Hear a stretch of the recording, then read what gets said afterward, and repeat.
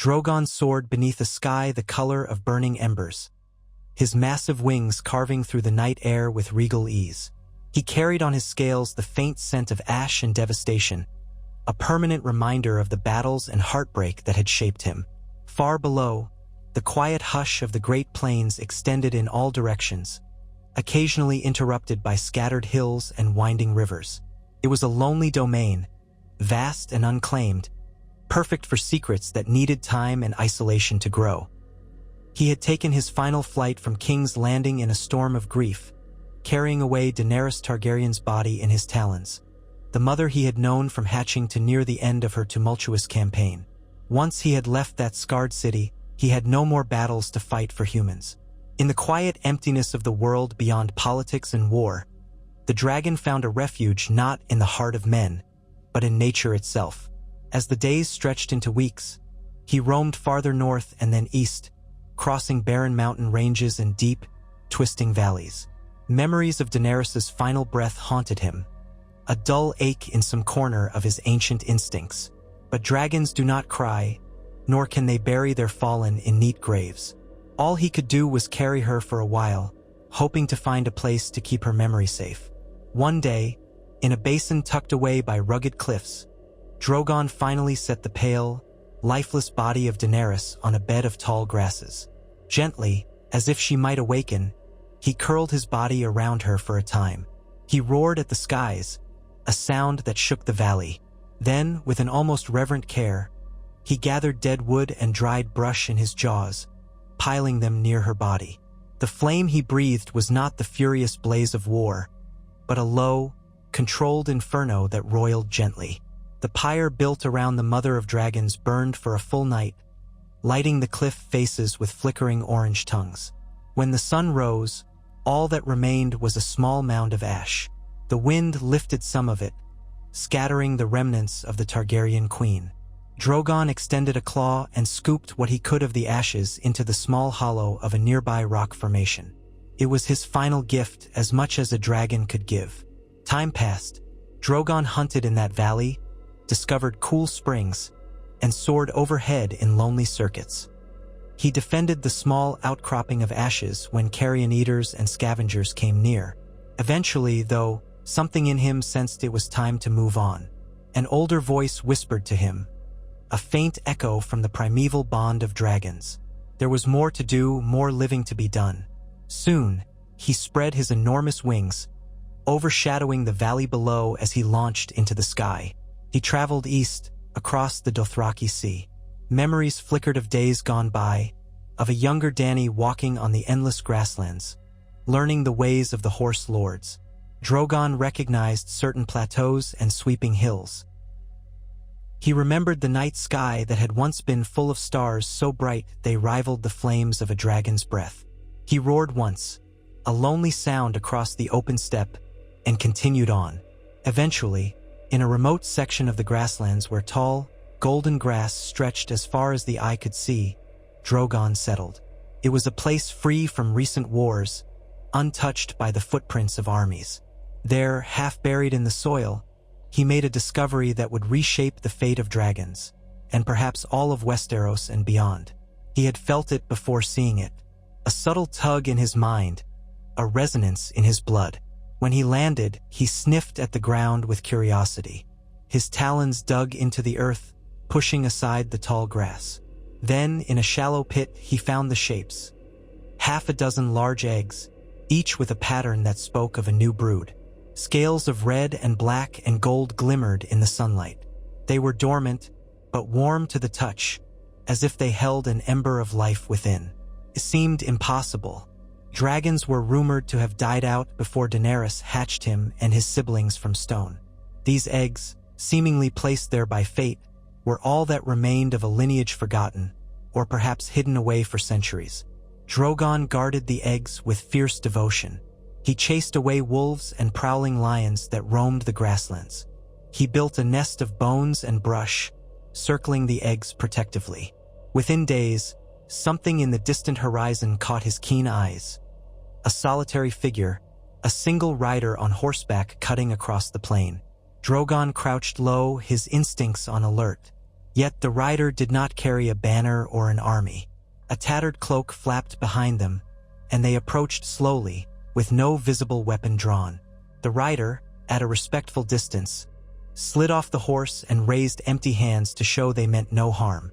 Drogon's eyes were black slits, smoldering with caution. But curiosity was in him too.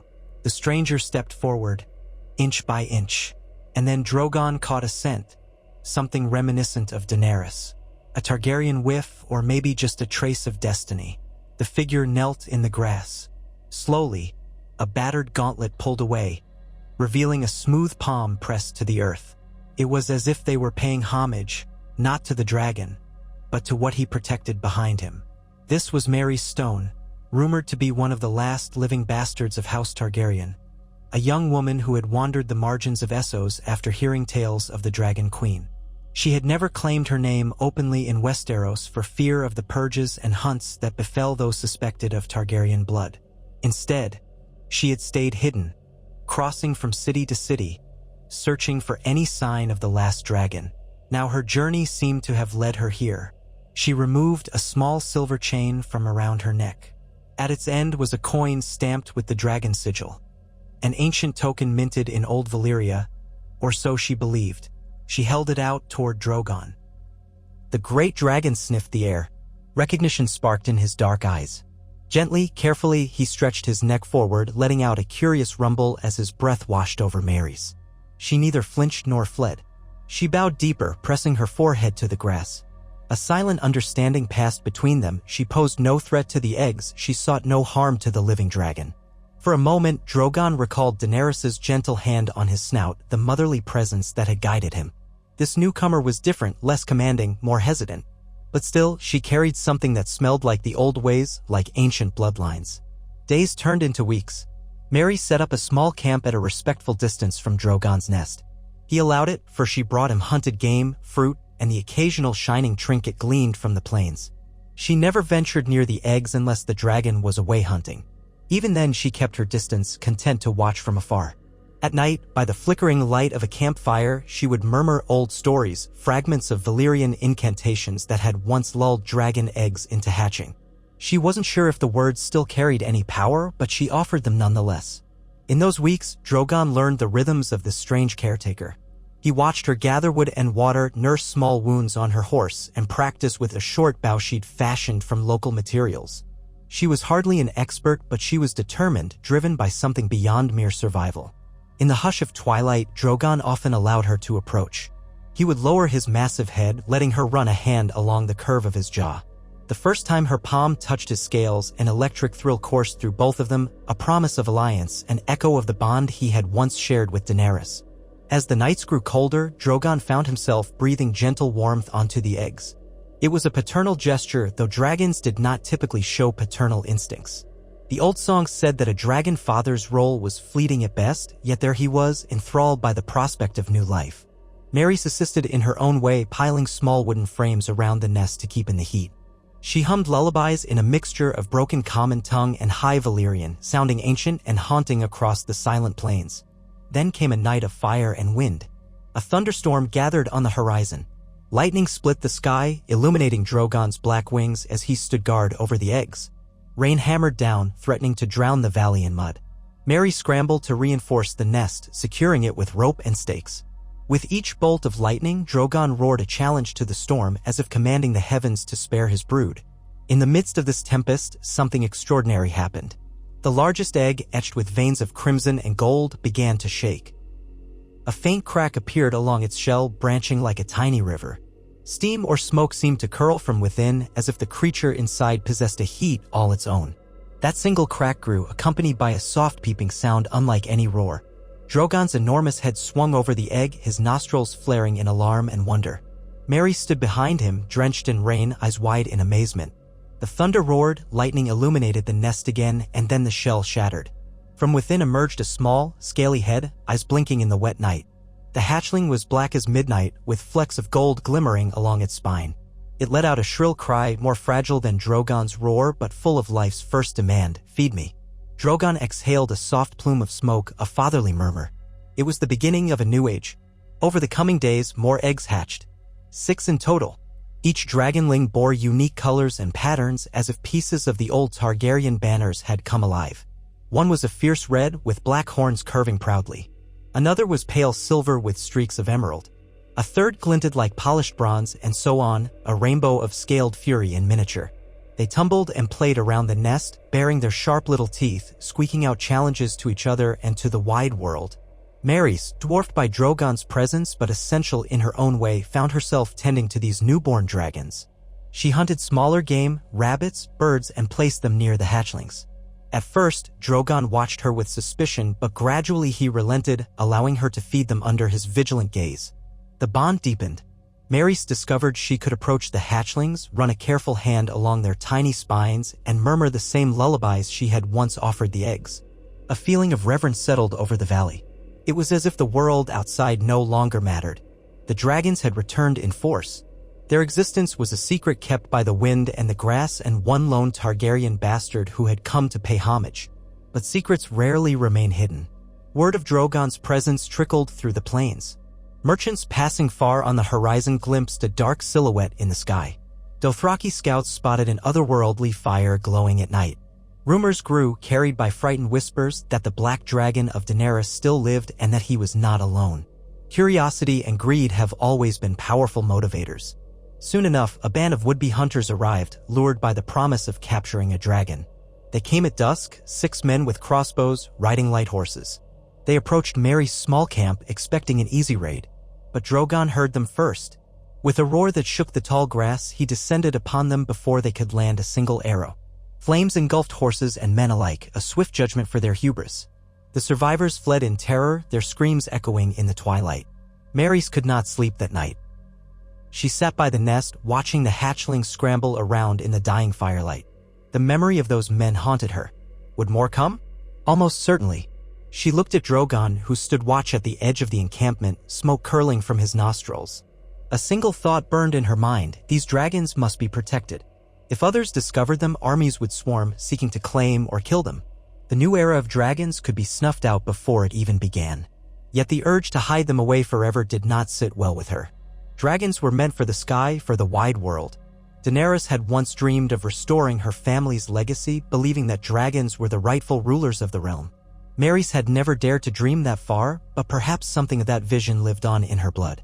She could see in these hatchlings not just beasts but the potential for wonder, for awe, for changing the course of history. The question was how to nurture them to adulthood without letting them fall into the same cycle of war and destruction that had claimed so many lives. In the following weeks, Maerys quietly built a makeshift fortress of tall grass woven with wooden frames around the nest, a cunning camouflage from prying eyes. She and Drogon relocated the eggshell fragments deeper into a hidden hollow, burying them to obscure signs of hatching. Patrols from local Dothraki Khalasars sometimes passed by, but they saw only a traveler's camp, nothing unusual. The baby dragons were trained, in a sense, to keep silent during such visits. They huddled close to Drogon, who shielded them with his great wings, reducing them to nothing more than shadows in the tall grass. Food was the greatest challenge. A brood of growing dragons needed vast quantities of meat. Initially, Maerys tried to hunt game, but she was only one person. Drogon helped, swooping down to snatch buffalo or wild horses when the brood's hunger became too great. The devastation he could wreak in a short flight was staggering, but he was careful to leave no survivors to tell tales. Even so, rumors spread among the Dothraki about disappearing herds and charred remains. Some called it the work of evil spirits. Others whispered that the last living dragon had taken a brood of whelps. Slowly, curiosity grew. Kalkhezer, a ruthless young warlord, decided to investigate these rumors personally. Kalkhezer arrived at the outskirts of Maerys' territory with a modest force. 50 hardened riders, each armed with an arak and a coil of rope, hoping to add a dragon to their Khalasar's legend. They settled just beyond a hillock, planning to scout the area at dawn. Maerys saw their campfires flicker in the distance, a ring of lights forming around her hidden nest. She felt a jolt of fear. How could she defend the hatchlings against so many? Drogon emerged from the darkness, landing beside her with a reverberating thud. He sniffed the air, the ridges on his spine rising in tension. Maerys placed a hand on his flank. She felt the warm scales, the surging power that coiled beneath. But she knew he could not simply burn away an entire Khalasar without consequence. The hatchlings had only just begun to develop their wings, and an all-out fight might expose them to danger. In the dead of night, Mary's crept closer to the Dothraki camp. Rain started to drizzle, masking her footsteps among the tall grass. The men were settled around a campfire, laughing in low voices, sharpening their blades. She eavesdropped on their talk. They planned an ambush at dawn, a wide sweep through the valley. Their goal was to herd the dragon, if there was indeed one, into a trap. A war horn would signal the kill or the capture, whichever came first. Slipping away before a patrol could spot her, Mary's returned to Drogon. She had a plan, a desperate one. Moving quietly through the darkness, she readied a diversion. She gathered dry brush and leftover bones from previous hunts, piling them in a far corner of the valley. With Drogon's help, she soaked them in dragon fire, but not enough to ignite them just yet. She left a piece of her cloak and a few trinkets there to suggest a campsite. If the Dothraki discovered the pile, they might think it was the place to search. When dawn arrived, Kalkizer led his men into the valley, spreading out in a wide arc. The warlord rode at the center, his braided hair gleaming in the early light. As they advanced, some riders stumbled upon Mary's decoy campsite. Seeing the cluster of bones and brush, they rushed to set it alight in hopes of drawing the dragon out. Indeed, when they lit the brush, a tower of smoke rose into the sky.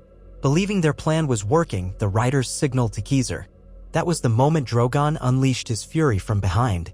Like a dark meteor, he descended upon the rearmost group of the Khalasar, scattering horses and men. His jaws snapped around two riders before they could scream. Flames erupted from his maw, torching a line of tents and gear. Panicked, the Dothraki scrambled, their formation collapsing. The war horn boomed, summoning those who had gone ahead. Mary's, hidden in the tall grass, fired arrows to sow confusion. Although she was not a skilled marksman, her sudden assault added to the chaos. She aimed for horses, forcing riders off balance. The Dothraki's typical advantage of horseback speed crumbled in the face of a dragon's fire. Kalkizer bellowed for order, but as Drogon circled overhead, dropping low for another pass, the horses reared in terror. Keezer himself charged, an arak glinting in his hand, hoping to slash at Drogon's exposed underbelly. But the black dragon twisted in midair, roaring, and his tail lashed out. The impact threw the call off his steed. The warlord scrambled to his feet, eyes blazing with rage. He shouted a challenge as Drogon landed in front of him, wings folded, head lowered. It looked like a lion facing a house cat, the difference in size so immense that the Khal's bravery seemed more foolish than heroic. In 2 beats of the dragon's mighty wings, Keezer was enveloped in flame. The survivors fled, those unmounted sprinting across the plain, those still on horses galloping away in blind terror. Drogon roared after them, a thunderous cry that echoed in every direction. Even the tall grass seemed to bow away from him. The skirmish ended as quickly as it had begun. Mary's gathered her courage and emerged to survey the aftermath. She felt no triumph, only relief that the hatchlings remained safe. They peered out from the hidden enclosure, squeaking in alarm at the distant smell of smoke and charred flesh. Knowing that more Khalasars could come, and possibly in greater numbers, Mary's decided it was time to move the nest. Dragons needed space, but also secrecy. She scouted the area and found a series of rocky outcroppings near a dried riverbed. The terrain was harsh, strewn with boulders and craggy edges that would make a large-scale cavalry attack difficult. Over the next few days, with Drogon's help, she encouraged the hatchlings to migrate there. They waddled and hopped, occasionally trying to flap their tiny wings, but they were still far from flight-worthy.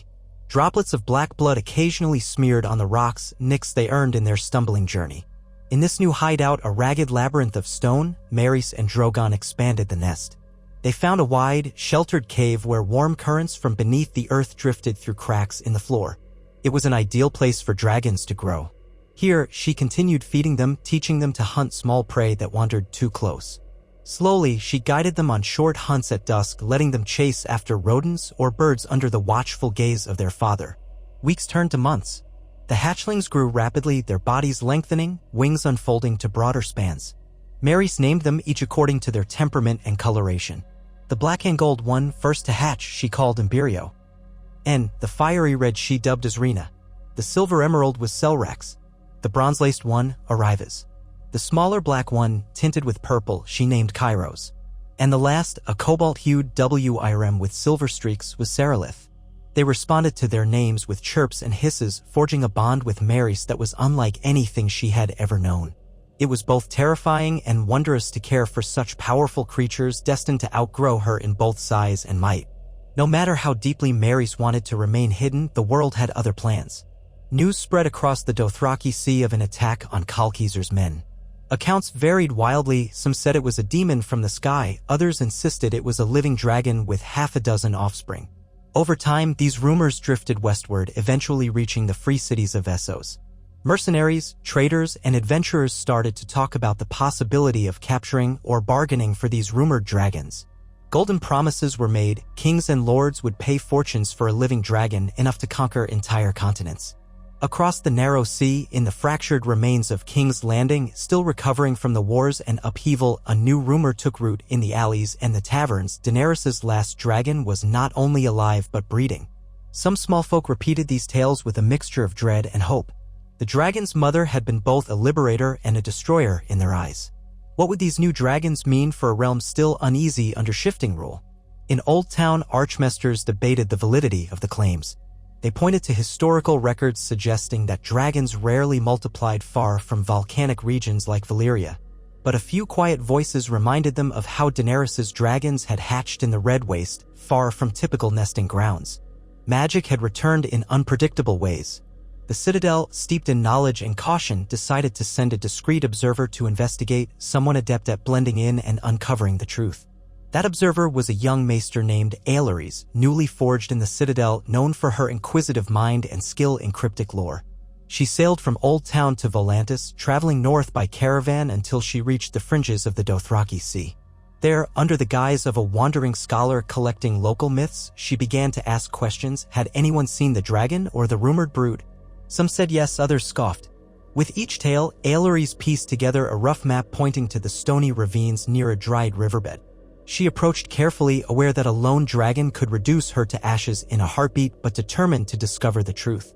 By this point, Marys had formed a cautious peace with a neighboring Khalasar led by Kaldaver, who respected the demonstration of power Drogon had shown by routing Khizr's forces.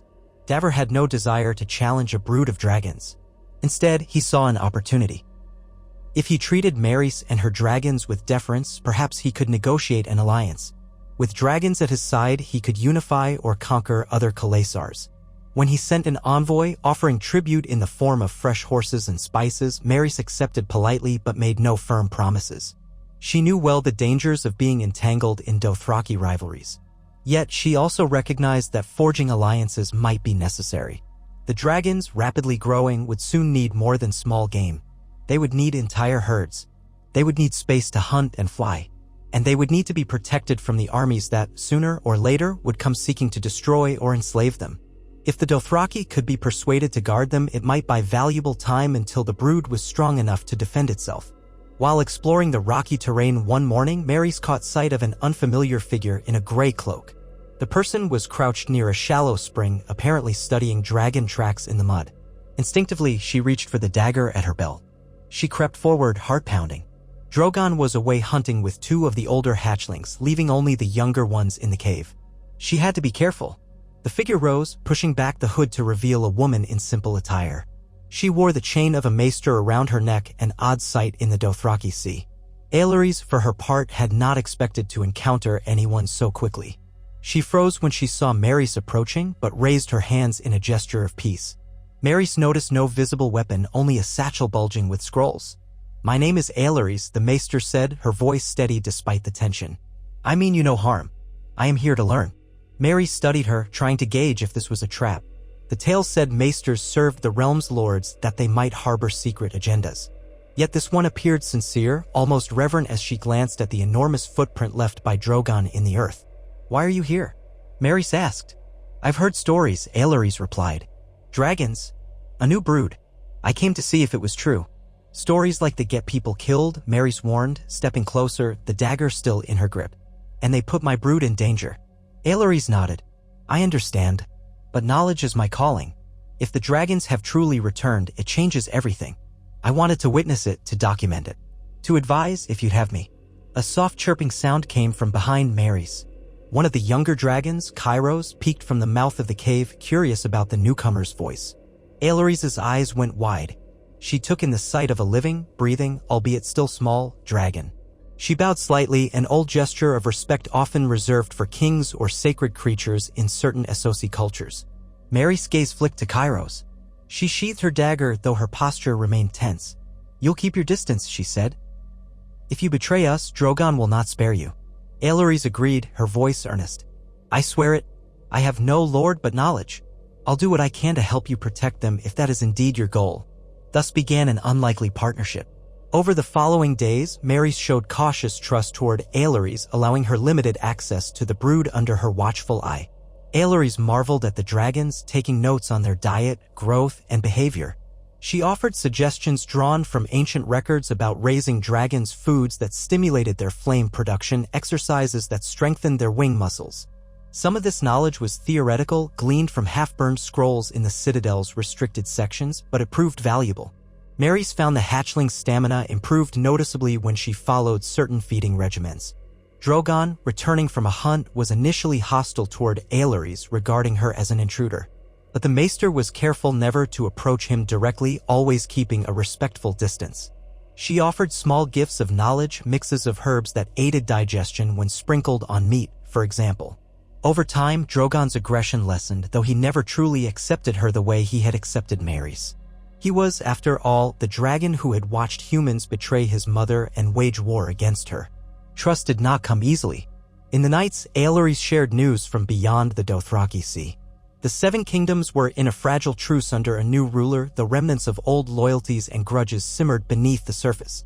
King's Landing had been partially rebuilt, but it no longer bore the same grandeur it once had. Some lords were rumored to be financing voyages east, searching for rumored dragons. In Essos, ambitious warlords and city-states considered the reemergence of dragons a potential threat or an opportunity. Each passing day increased the likelihood of more seekers or hunters arriving. Maerys asked Aelores about the significance of these dragons to the world. Aelores replied that dragons had always been symbols of power, magic, and change. They were intimately tied to the fate of House Targaryen and, some believed, the fate of the world itself. In ancient times, dragons shaped empires, toppled armies, and ushered in eras of both glory and terror.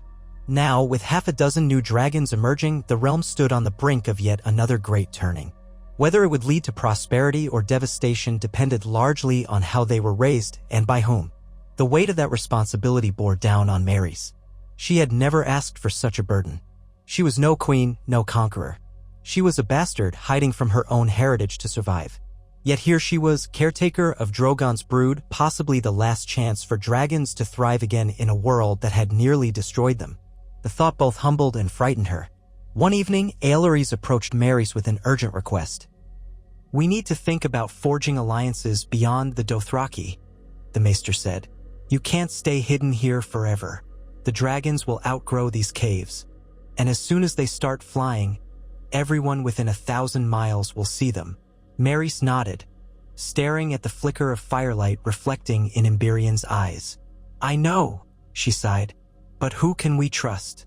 The free cities will try to buy or steal them. The kings of Westeros might see them as a threat to their rule. The Dothraki respect strength, but that respect can shift with the wind if a stronger call emerges." Aelores considered for a moment, then spoke cautiously. "There are rumors of a rising power in Meereen. It's said that the city has never forgotten Daenerys Targaryen, and in her memory, a new generation of leaders is trying to rebuild and rule with a measure of justice. If they revere the memory of the Dragon Queen, perhaps they would offer sanctuary, especially if it means the return of dragons to Essos." "Meereen," Maerys repeated, recalling the half-forgotten stories of Daenerys's early conquests. That city had once been freed from slavers and set on a new course, albeit a tumultuous one. "It's a long journey. We'd have to cross half the continent." Aelores shrugged. "Perhaps that's an advantage. Fewer would follow us all that way, and as the dragons grow, they'll be able to protect us in the air. You may even be able to ride one, as Daenerys did." The idea of flying on a dragon's back thrilled and terrified Maerys. She glanced at Drogon, who was dozing near the cave entrance, still as formidable as the day she'd first laid eyes on him. Could she ever dare climb onto his scaled form and command him with the same confidence Daenerys once had? It seemed an impossible dream, but the alternative, staying in these caves until a great army arrived, felt like a death sentence. Over the next few weeks, Maerys broached the subject of travel with Drogon. She didn't have the telepathic bond Daenerys had once been rumored to share with her dragons, but he understood much of her body language and tone. She repeated the word Meereen, accompanied by gestures of distance, city walls, the sense of safety. Drogon tilted his head, smoke snorting from his nostrils, as if he considered the proposition. Meanwhile, the younger dragons flapped their wings in the open ravine, showing signs of wanting to explore more than their cramped hunting grounds. Finally, one morning, Drogon spread his colossal wings and soared into the sky, banking eastward. The hatchlings, now more like gangly adolescents, stretched their still-growing wings and attempted to follow. Only Emberion managed to stay aloft for any real distance. The others hopped and glided awkwardly before landing in a burst of dust. But the direction was clear. They would move east, following the path of their father, leaving behind the rocky nest in search of a more permanent home. Maerys and Aelorys hurried to gather their sparse belongings. They fashioned harnesses and makeshift leashes out of rope to guide the younger dragons on the ground for the time being. Some Dothraki, loyal to Caldaver, observed from a distance, curious but not openly hostile. When the group finally set out, they had no grand procession, only a few pack horses carrying supplies, a brace of water containers, and a handful of loyal travelers. Caldaver did not accompany them. He found the journey too far from his own ambitions. But he allowed them passage through his territory without interference. Thus began a grand trek across the Dothraki Sea. By day, the sun beat down, scorching and relentless. The young dragons sizzled with energy despite the heat, occasionally squabbling among themselves. By night, they huddled together for warmth, wings folded tight, as Maerys and Aelorys built campfires and kept watch. Maerys often marveled at how these creatures, destined for greatness, still displayed such childish playfulness, snapping at each other over scraps of food or chasing fireflies in the tall grass. Each day, Emberion flew a bit farther, sometimes returning with small game in his jaws. Drogon soared overhead, rarely landing, his shadow sweeping across the plains. The bond between father and brood had evolved into something like a distant guardianship. He trusted Maerys to guide them on the ground while he kept watch from the air. Occasionally, at dusk, he would land among them, letting them greet him with shrill cries, nuzzling them affectionately with his massive snout. The journey was not without peril. More than once, they encountered roving bands of brigands or ambitious riders seeking to test their luck. But one sight of Drogon circling overhead was often enough to scatter them. When one stubborn group attempted an ambush at night, Azrina, the red dragon, toasted their leader's horse with a sudden belch of flame. Screams tore through the darkness, sending the rest fleeing. The power of the brood was growing, undeniable. After weeks of travel, the plains began to transition into more varied landscapes, rolling hills, scattered groves of trees, winding rivers. Eventually, the outer reaches of Lazer came into view. The shepherds of Lazer had once revered Daenerys for freeing them from the Dothraki. Now, they offered cautious hospitality to Maerys, remembering the Targaryen connection. Though dragons frightened them, they also recalled the legends of a benevolent breaker of chains. They provided food and shelter in exchange for promises of protection from raiders. Maerys, keenly aware that she was not Daenerys, nonetheless swore to defend them if any threat arose. For a time, the group rested, letting the dragons recover from their arduous travel. Beyond Lazer lay Meereen, once the jewel of Slaver's Bay. Aelorys' information suggested that the city had stabilized under a council that honored Daenerys' legacy, banning slavery and promoting trade. But internal conflicts still flared. Some old masters resented their loss of power while new factions vied for influence. If the city could be swayed to their cause, it might become a cradle for the new era of dragons, a place where they could grow in relative safety, forging alliances with those who remembered the Targaryen queen's promise of breaking wheels. Weeks later, they finally reached the outskirts of Meereen. The city's towering pyramids rose in the distance, a testament to its storied past. As they approached, a ripple of fear and excitement spread among the populace at the sight of Drogon overhead and a procession of younger dragons trailing behind or walking on the ground. Some remembered the days when Daenerys' dragons roamed these very skies. Many cheered, taking it as a sign that the spirit of the Dragon Queen had returned. Others cowered, recalling the flames and death that could accompany dragons. The air crackled with anticipation. Maerys felt a surge of nerves. She was not a queen, not even a recognized noble. But she had become, through chance and choice, the guardian of the new dragon era. Standing at the city gates, she raised her voice, announcing herself and her dragons, evoking Daenerys' memory not to claim power, but to ask for sanctuary. A hush fell over the crowd as they witnessed Drogon descend onto a plaza large enough to hold him, stirring dust into swirling clouds. The younger dragons huddled around Maerys and Aelys, shifting restlessly, their reptilian eyes scanning the unfamiliar throngs. A group of city guards, accompanied by robed officials, emerged cautiously from the gates. Their leader, a stern-faced woman named Zarena, stepped forward. She regarded Drogon with awe and apprehension. Then her gaze fell upon Maerys, who stood at the forefront. "Who are you?" Zarena demanded, although her voice trembled slightly. "And what do you want here with these creatures?" Maerys took a breath, her heart pounding. "My name is Mary Stone," she said, choosing her words carefully. "I carry the blood of House Targaryen, though I claim no title. Drogon and his brood are under my care. We seek a place where they can grow, where we might offer their power to protect rather than to destroy." A murmur swept through the onlookers. Some recognized Drogon as Daenerys' mount. Others whispered that this was an omen of great fortune or great disaster. Aelys stepped forward, lifting her maester's chain to prove her credentials. She addressed Zarena, "We come in peace. But these dragons cannot be hidden away forever. They need a home, and we believe Meereen is the rightful place to continue what Daenerys Targaryen began." At the mention of the Dragon Queen's name, a wave of mixed emotions rippled through the crowd: admiration, nostalgia, fear, even resentment.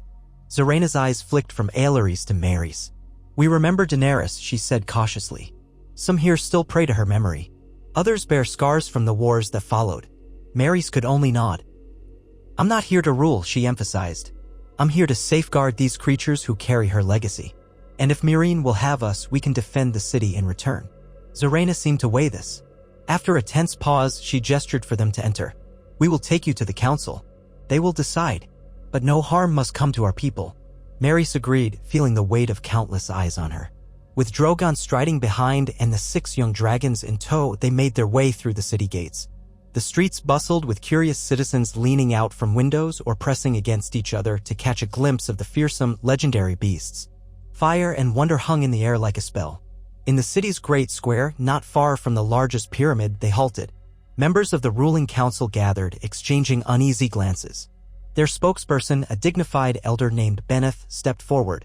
He spoke calmly, his voice carrying the authority of one who had seen much in his lifetime.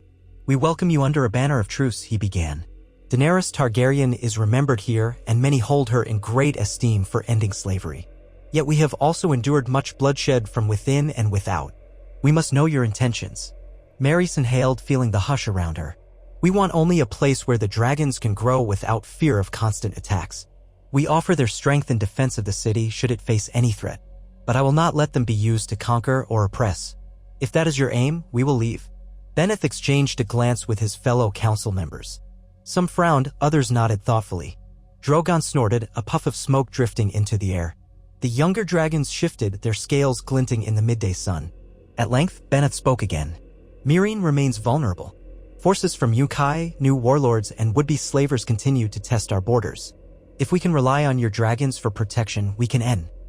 Sure, they have space to thrive and hunt without disturbing our people. We will dedicate an area of land outside the walls for them. In exchange, you and they stand as guardians of Meereen." A ripple of relief coursed through Maerys. She glanced at Aelys, who gave a subtle nod. "We accept," Maerys said, her voice strong. "We will defend Meereen as long as our dragons are safe and free." The crowd erupted into murmurs. Some cheered, recalling the days when Drogon's shadow had once been a symbol of liberation. Others wore faces etched with caution, uncertain if this alliance was a blessing or a curse. Beneth raised a hand for silence. "Then let this day mark the renewal of our pact with the blood of the Dragon Queen. May the memory of her deeds guide us toward peace rather than war." With that, the gates of Meereen opened wider, and an era that once seemed extinguished flickered back to life.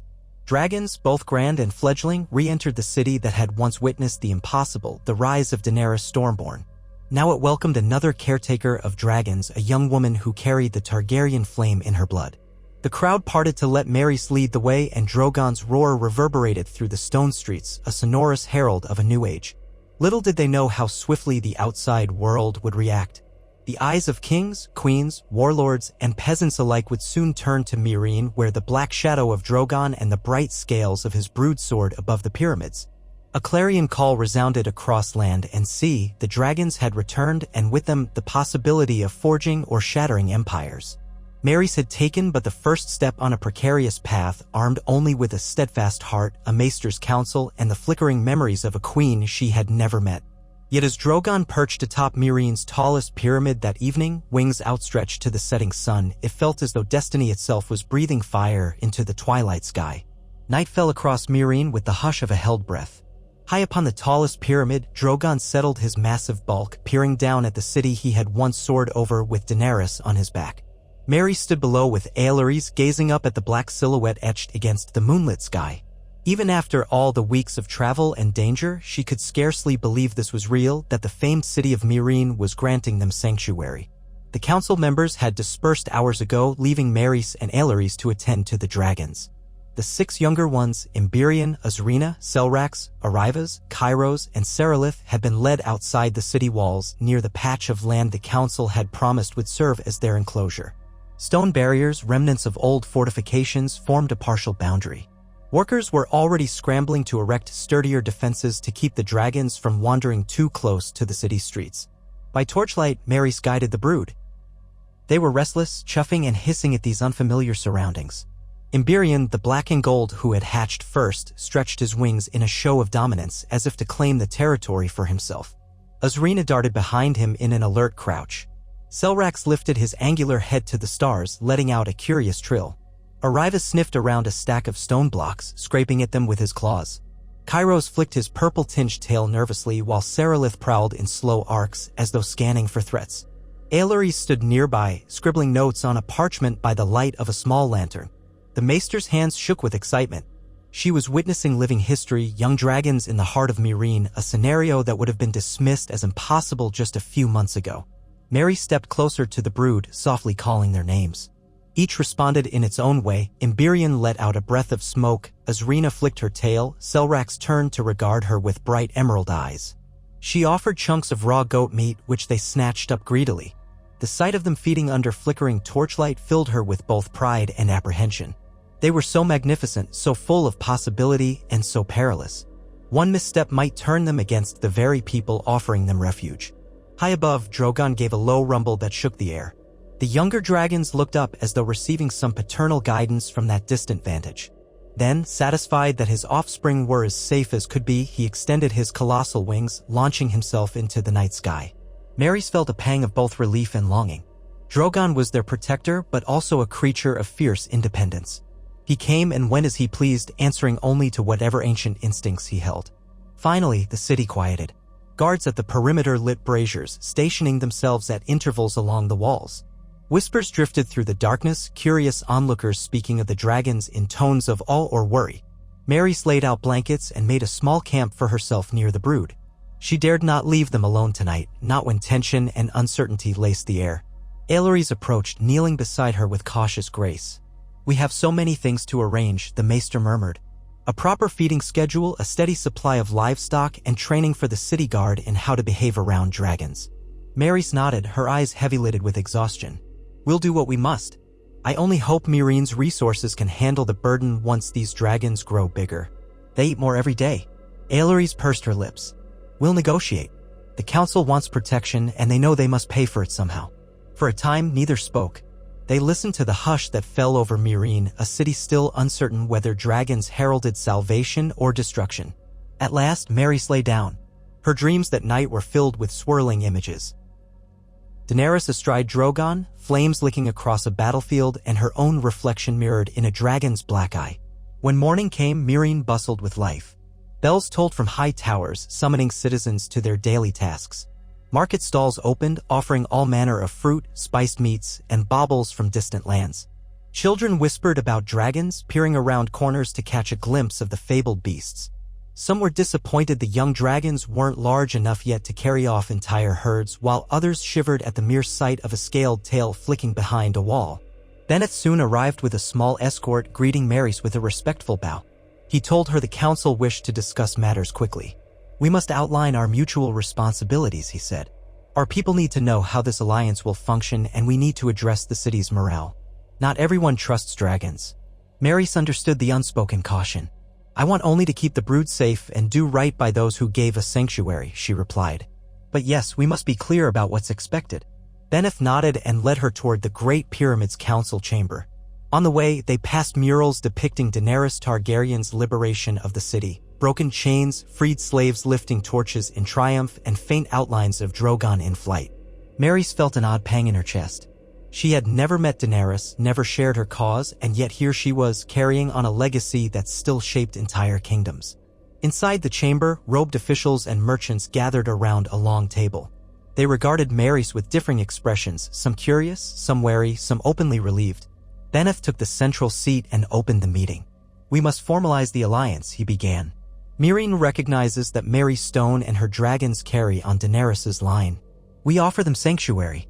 In return, they promise to defend our city from external threats. Is that correct?" Mary stepped forward, standing straight despite her nerves. "It is, but I have no intention of interfering in your internal governance. I'm here to protect and ensure the dragons have a safe home." A tall official with sunken cheeks interjected. "How can we be sure? Dragons can be instruments of intimidation even without war. If your brood decides to roost atop our market square, who can stop them? And at what cost to the city's morale?" Aelary spoke in her steady, measured voice. "Historically, dragons have been used for conquest, but that is not our aim. If we wanted to subjugate Meereen, we could have done so already, and it would not serve us. Our plan is mutual cooperation." A murmur rippled through the chamber. Another council member, younger and dressed in elaborate finery, stood. "We have no illusions that the presence of dragons will attract danger. Slavers, mercenaries, and foreign lords may attempt to claim or kill them. Will Meereen be caught in the crossfire?" Mary sighed inwardly but answered firmly. "We'll do our utmost to protect Meereen, just as we protect the dragons.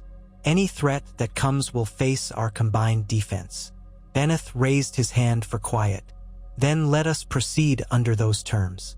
We will supply livestock as needed. In exchange, Meereen expects these dragons to act as our guardians, deterring attacks and aiding us should an army threaten our walls. Do we agree?" All eyes fell on Mary's. She inclined her head. "We agree." With that, the uneasy alliance was sealed. The next days found Mary's and Aelary's deep in logistical details, determining how many goats or sheep the dragons required, where best to keep them, and how to manage waste and safety in the new enclosure. Mary's also began training sessions with the brood, practicing simple commands. She hoped they could learn to follow her signals, especially in the heat of battle. Some responded better than others. Imberian, still the largest of the younger dragons, showed a measure of discipline, while Saralith stubbornly ignored her gestures unless food was offered. Drogon came and went, often staying high atop the Great Pyramid or patrolling the skies. Mary's felt his presence like a distant, protective shadow. She had grown to trust his instincts. He seemed to sense threats long before any human scouts did. Meanwhile, merchants and travelers from afar came to Meereen for a glimpse of the living brood. Whispers spread through taverns and caravans. House Targaryen's last flame had ignited new dragons, forging a precarious peace in the city once liberated by Daenerys herself. But peace never lasts long in a land still haunted by the echoes of slavers and old feuds. One afternoon, a disheveled messenger arrived with horrifying news. Raiders had struck several nearby hamlets, burning homes and taking captives. Survivors claimed the marauders demanded gold and slaves. They even spoke of exchanging hostages for dragon eggs, though the existence of new eggs was just rumor. Benneth summoned Mary's at once to address the crisis. In the council chamber, tensions ran high. The messenger trembled as he recalled the destruction of his village. They killed anyone who resisted. We think they might be heading east, but it's hard to track them. They're quick, and their numbers grow with every raid. Benneth looked to Mary's. "You pledged protection. These raiders threaten Meereen's trade routes and our farmers. We must act." She felt a swell of anger, remembering all too well the horrors Daenerys had tried to eradicate. "We'll fly out and find them," she said. "Let me take Imberian. Drogon may join us. If we spot these raiders, we'll deal with them swiftly." An older councilwoman with hawkish features warned, "Be mindful of hostages. If you use dragonfire carelessly, you could doom the captives." Mary's nodded grimly. "I'll be careful, but we can't allow such brutality to continue." That evening, she prepared Imberian. Aelary's helped craft a rudimentary harness and offered a few medical supplies in case of injury. Drew, a local stable hand who'd grown fascinated by dragons, volunteered to help feed Emberion, speaking gentle words that seemed to calm him. Mary's tested the harness carefully. Emberion shifted uneasily under the straps, letting out a low rumble. "You can do this," Mary's whispered, stroking his scaled neck. She climbed onto his back, heart thudding in her chest. She had practiced flight with Emberion in short bursts around Meereen, but this would be her first real mission astride him. Dropping from the height of the city walls felt equal parts madness and exhilaration. With a mighty push of his hind legs, Emberion launched into the sky. Mary's clung to the harness, feeling her stomach lurch as the ground fell away. She fought the urge to squeeze her eyes shut. Instead, she scanned the horizon, watching for any sign of smoke or movement. Drogon soon appeared beside them, a black shape against the twilight, unbound by any harness or rider, yet clearly attuned to their purpose. They flew over rolling plains dotted by clusters of trees. The winding roads looked empty in the fading light. Eventually, Mary spotted a faint curl of smoke in the distance. She guided Emberion closer, her pulse quickening as she took in the sight of a smoldering village. Ash clung to charred beams and fallen rooftops. Emberion let out a distressed cry, sensing the devastation below. Mary leaned forward, urging him to land. He circled a few times before choosing a relatively clear spot among the ruins.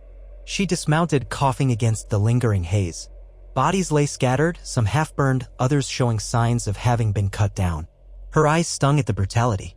No survivors emerged to greet her. She searched the wreckage, finding evidence that the raiders had taken the living as hostages, likely to be sold or used for ransom. Bloodied footprints led north, away from the main road. Drogon landed with a thunderous impact, prowling among the ruins. Emberion snarled, uneasy amid the smell of death. "We'll follow," Mary said to Emberion, though she doubted he could grasp her words. Still, her determination rang in her voice. She climbed onto the harness once more. Drogon, as if recognizing her intent, lifted off, beating his wings in slow, powerful strokes. Emberion took flight beside him, the two dragons forming a grim silhouette against the setting sun. They trailed the footprints and wagon ruts as best they could from above. Night soon covered the land, but Mary's sharp eyes, honed by experience, picked up scattered campfires in a gorge. She directed Emberion to circle wide. The raiders below were numerous, some lounging around fires, others standing guard near a caged wagon. The faint moans of captives drifted upward. Even from altitude, Mary's fury ignited. She spotted a vantage point where Emberion could land behind a rocky outcrop.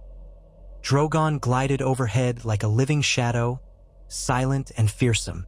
Once on the ground, Mary's dismounted and carefully peered around the rocks. Flickers of light revealed a large camp of armed men with cruel faces, some sporting old burn scars. A makeshift pen held trembling prisoners, mostly farmers, a few children, all terrified. The raiders brandished swords, hooks, and whips. Some were clearly drunk, laughing at their own brutality. Mary's fists clenched. She wanted to burn the camp to cinders, but fear for the hostages tempered her. Emberion shifted beside her, tail lashing. Drogon remained aloft, wings beating in slow arcs. She took a deep breath, recalling Daenerys' approach.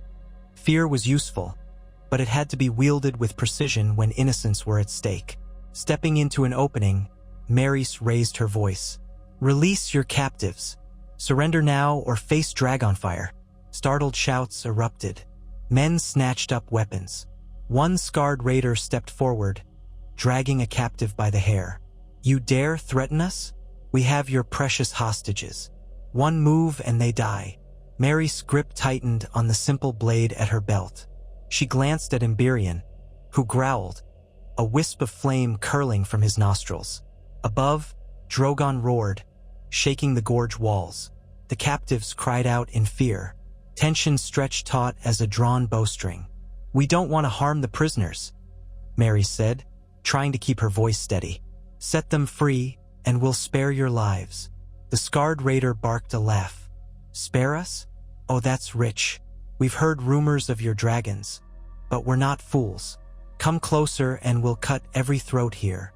More raiders clustered around the cage, daggers pressed to the bars.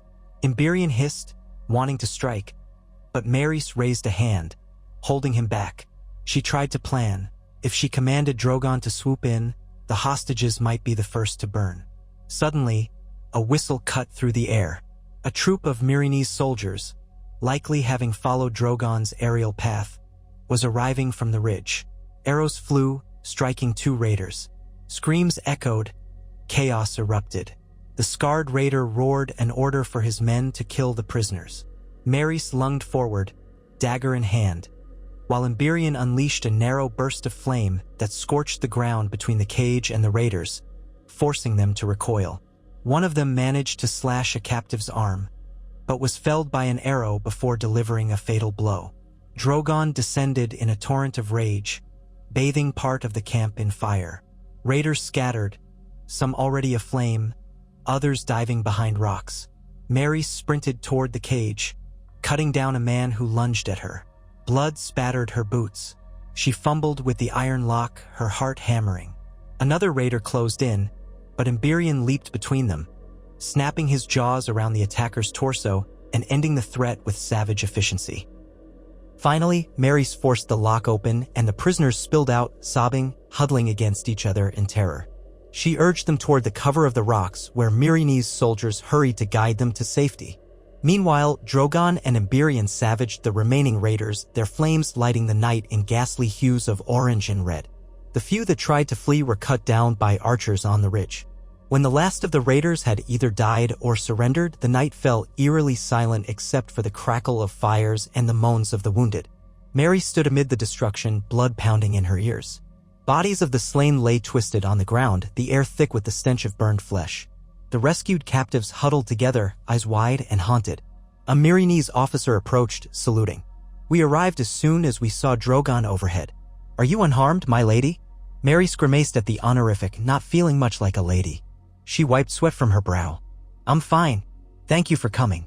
Let's get these people back to Meereen and see to their wounds." The officer nodded, dispatching soldiers to escort the survivors. Drogon landed in a swirl of dust, scanning for any remaining threats. Emberion collapsed onto his haunches, exhausted but alert. Maerys placed a trembling hand on his scaled flank, murmuring thanks. He rumbled softly in response, smoke trailing from his nostrils. At dawn, they returned to Meereen with the freed captives, some injured but alive. Bells rang as the city recognized the success of the rescue. A wave of relief washed through the streets, though it was tinged with fear at the slaughter that had taken place. In the council chamber, Benneth praised Maerys and her dragons, hailing them as defenders of Meereen's people. Yet some council members exchanged uneasy glances. They had glimpsed just how devastating dragonfire could be when unleashed so near human lives. Exhausted, Mary spent the next few days tending to Emberion. He bore no serious injuries, but his wings were sore from the extended flight and frantic maneuvers. Aelorys administered salves to the dragon's joints, taking careful notes on how his body responded to stress. Drogon vanished for a time, as he often did, likely hunting in the wild expanses beyond the city.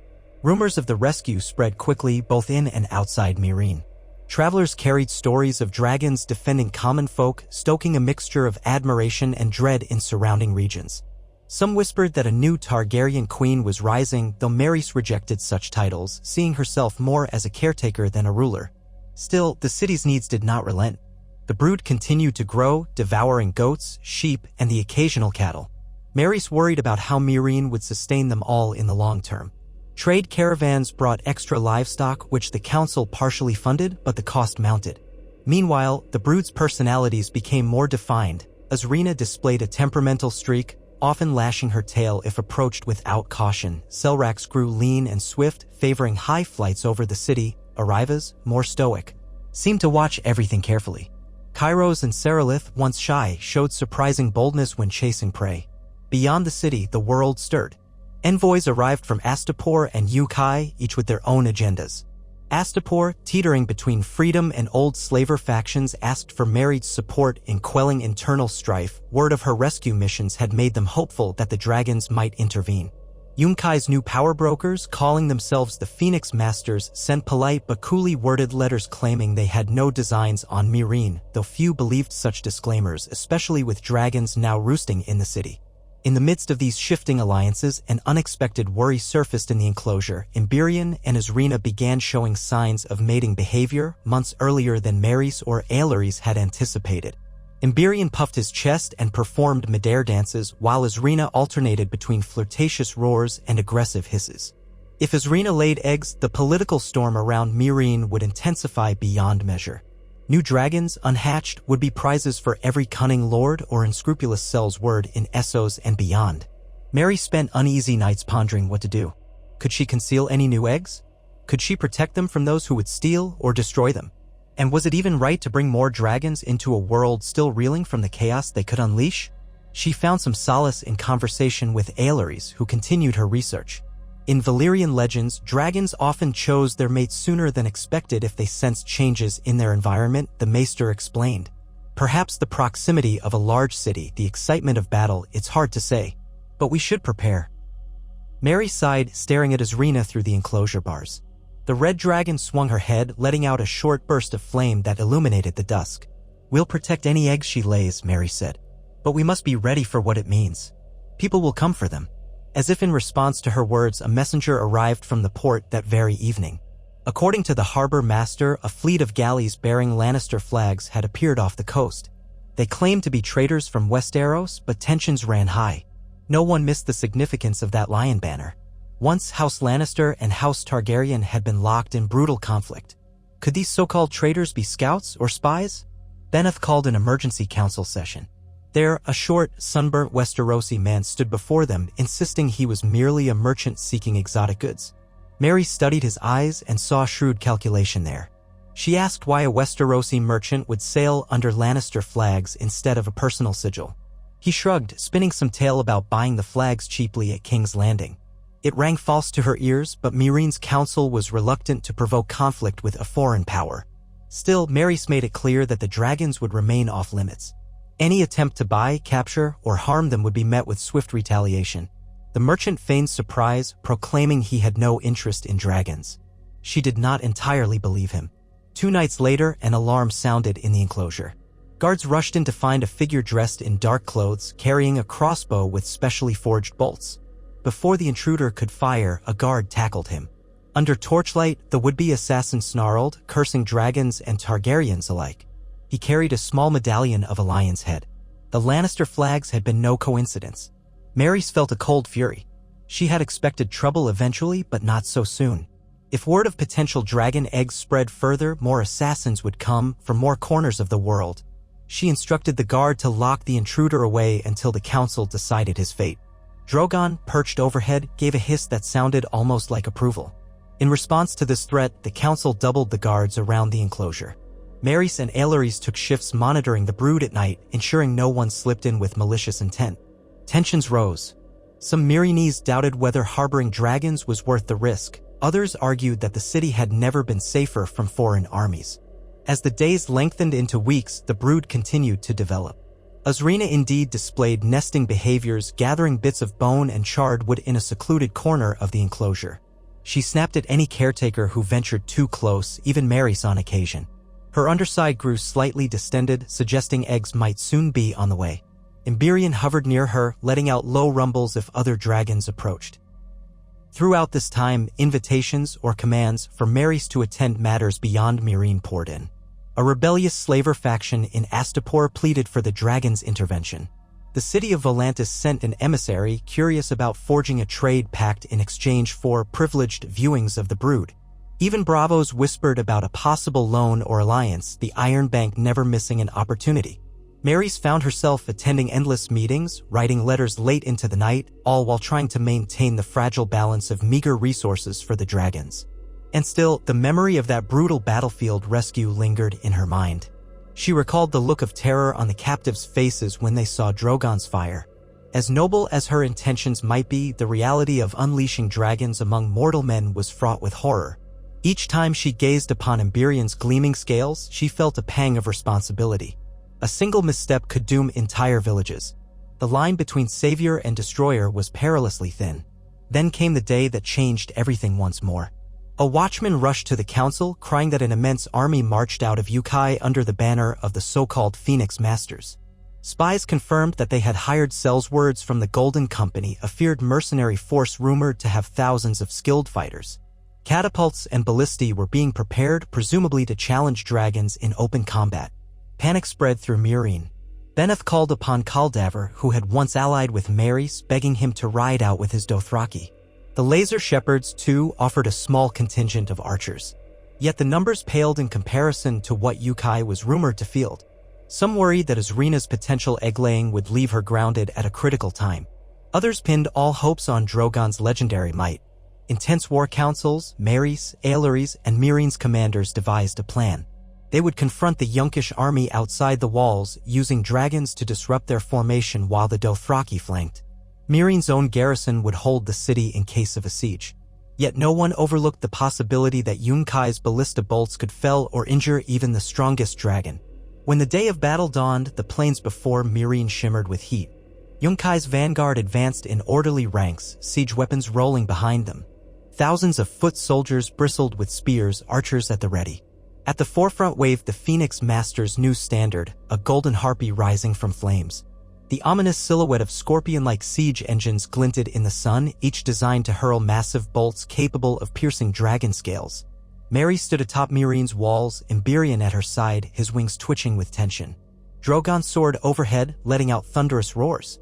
Azrina, heavily protective of her unlaid clutch, hissed whenever the city's defenders crowded too close. Serelith, Kairos, Arivas, and Selrax circled restlessly in the enclosure, waiting for Mary's signal. A trumpet blast echoed across the plains, announcing the Yunkish approach. Fear mingled with adrenaline in Mary's veins. She climbed onto Emberion's harness. "Are you ready?" she murmured, though she knew he could not answer. His golden-flecked eyes blazed as though with shared resolve.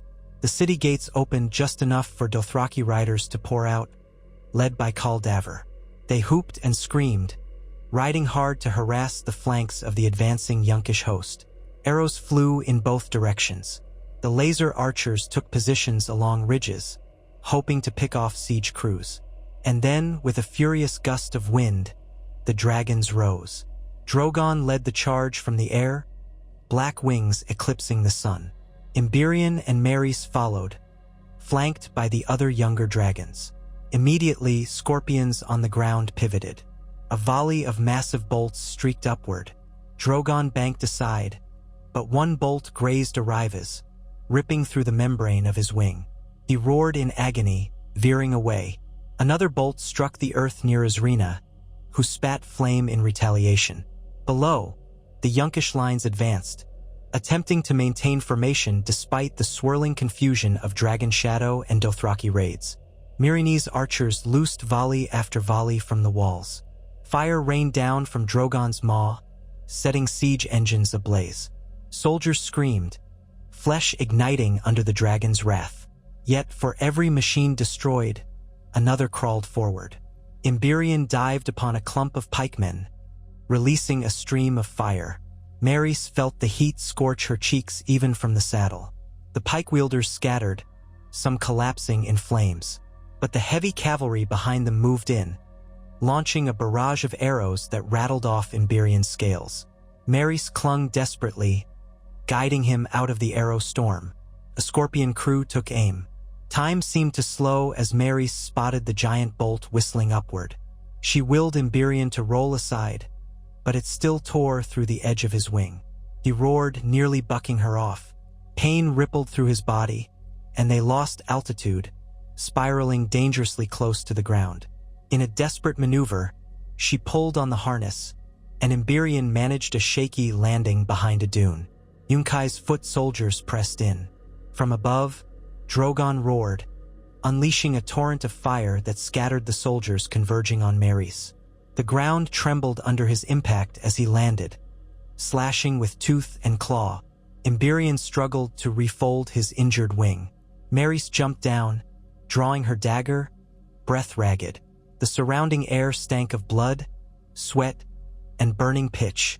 The younger dragons fought on multiple fronts. Azrina took a bolt in her shoulder but incinerated the scorpion that fired it. Kairos strafed a wagon, turning it to cinders. Serelith circled overhead, diving at intervals with bursts of flame. Arivas, already wounded, retreated toward the city walls, accompanied by frantic archers who tried to cover his retreat. Then the tide began to shift. The Phoenix Master center ranks faltered under repeated Dothraki charges. Drogon's rampage sowed panic, and Emberian, despite his injury, rose into the air once more, rallying the brood. As the Yunkish lines broke, the entire formation dissolved into chaos. Some soldiers threw down their arms and ran. Others fought to the last, pinned between the Dothraki's swirling cavalry and the city's fierce defenders. By dusk, the battlefield was a grisly tableau of scorched earth, shattered siege engines, and uncounted dead. The Yunkish army had been routed, their dream of taking Meereen reduced to ash. Khal Davos riders hooped in triumph, chasing stragglers far into the plains. Meereen's gates opened for medics and supply wagons, collecting the wounded, friend and foe alike. Marys cradled Emberian's injured wing, tears mixing with the soot on her cheeks. The young dragon's breath was ragged, blood staining his black and gold scales. She whispered soothing words, though her own heart hammered with guilt and relief. Drogon surveyed the wreckage from above, letting out a triumphant roar that reverberated through the desert night. In the days that followed, Meereen learned both the cost and the power of harboring dragons. Many were grateful, believing the brood had saved them from enslavement or worse. Others voiced renewed fears, claiming the scale of destruction proved dragons were too dangerous. Still, the city stood unbroken, and news of this latest dragon-led victory reverberated across Essos. Tending to the dragons was a monumental task. Arivas's wing healed slowly, leaving him flightless for weeks. Azrina's wound festered until Aelorys found a mix of herbs to keep infection at bay. Emberian's torn wing membrane required meticulous cleaning to avoid scarring that would forever hamper his flight. Kairos and Serelith bore minor burns and cuts, but little that time and proper care wouldn't mend. Drogon, nearly unstoppable, emerged with only superficial scars, though his eyes burned with a weariness that seemed almost human. Amidst this recovery, Azrina's nesting grew more pronounced. She paced a secluded corner, snapping at any caretaker who approached. One dawn, guards reported a deep rumbling from that corner of the enclosure. By the time Marys arrived, Azrina had laid 3 eggs, each rough-shelled, tinted dark crimson with flecks of obsidian. The entire brood seemed on edge, as though instinctively protective. Emberian limped over to nuzzle Azrina's neck, a soft, eerie croon passing between them. Word of the eggs spread through the city like wildfire. Soon, outside delegations clamored for audiences, some with lavish offers to purchase or adopt an egg, others with dire warnings that additional dragons would invite ruin. The council was in uproar, half of them terrified that more dragons meant more war, the other half awed by the sheer potential for Meereen's continued dominance. Mary stood firm. The eggs belonged to Azrina. They would not be sold or gifted. She posted guards around the nest, ensuring no one, be they merchant, spymaster, or assassin, touched those precious shells. Aelorys examined one from a distance, marveling at the warmth emanating through the thick shell, hypothesizing that they might hatch in mere months if conditions were right. Or they might remain dormant for years as Daenerys's eggs once had. In quiet moments, Marys wondered if she was doing the right thing. Was she bringing hope to Slavers Bay or setting the stage for endless conflict? The memory of blackened corpses, of the screams echoing across battlefields, weighed on her. Yet she could not deny that the sight of freed captives weeping with relief in Meereen's streets affirmed the dragon's purpose. Nor could she turn away from Azrina's maternal protectiveness, a reminder that dragons had their own natural cycles of life and renewal. The next urgent plea arrived from Astapor, where a power struggle threatened to collapse the fragile freedom Daenerys had once established. Some in Meereen argued that the city was too weak to commit resources so soon after repelling Yunkai. Others claimed the dragons, battered as they were, needed rest. But the call for aid was real. If Astapor fell to a slaver faction, the entire region could slip back into chains. Weary but resolute, Marys prepared to answer. She would not force the younger dragons to fight again so soon. Azrina, nursing her eggs, could not be moved. Emberian, Arivas, and the others still healed. That left Drogon ancient, massive, scarred but unbroken. If he consented to fly with Marys, they might deter the worst of Astapor's crisis simply by the terror his presence invoked. So she took to approaching him at dusk, meeting him atop the Great Pyramid where he sometimes roost. She would speak in calm, measured tones, referencing places and distances, letting him sense her intentions. One evening, he lowered his head to her, letting her place a careful hand along the ridges of his jaw. His breath rumbled, warm and potent.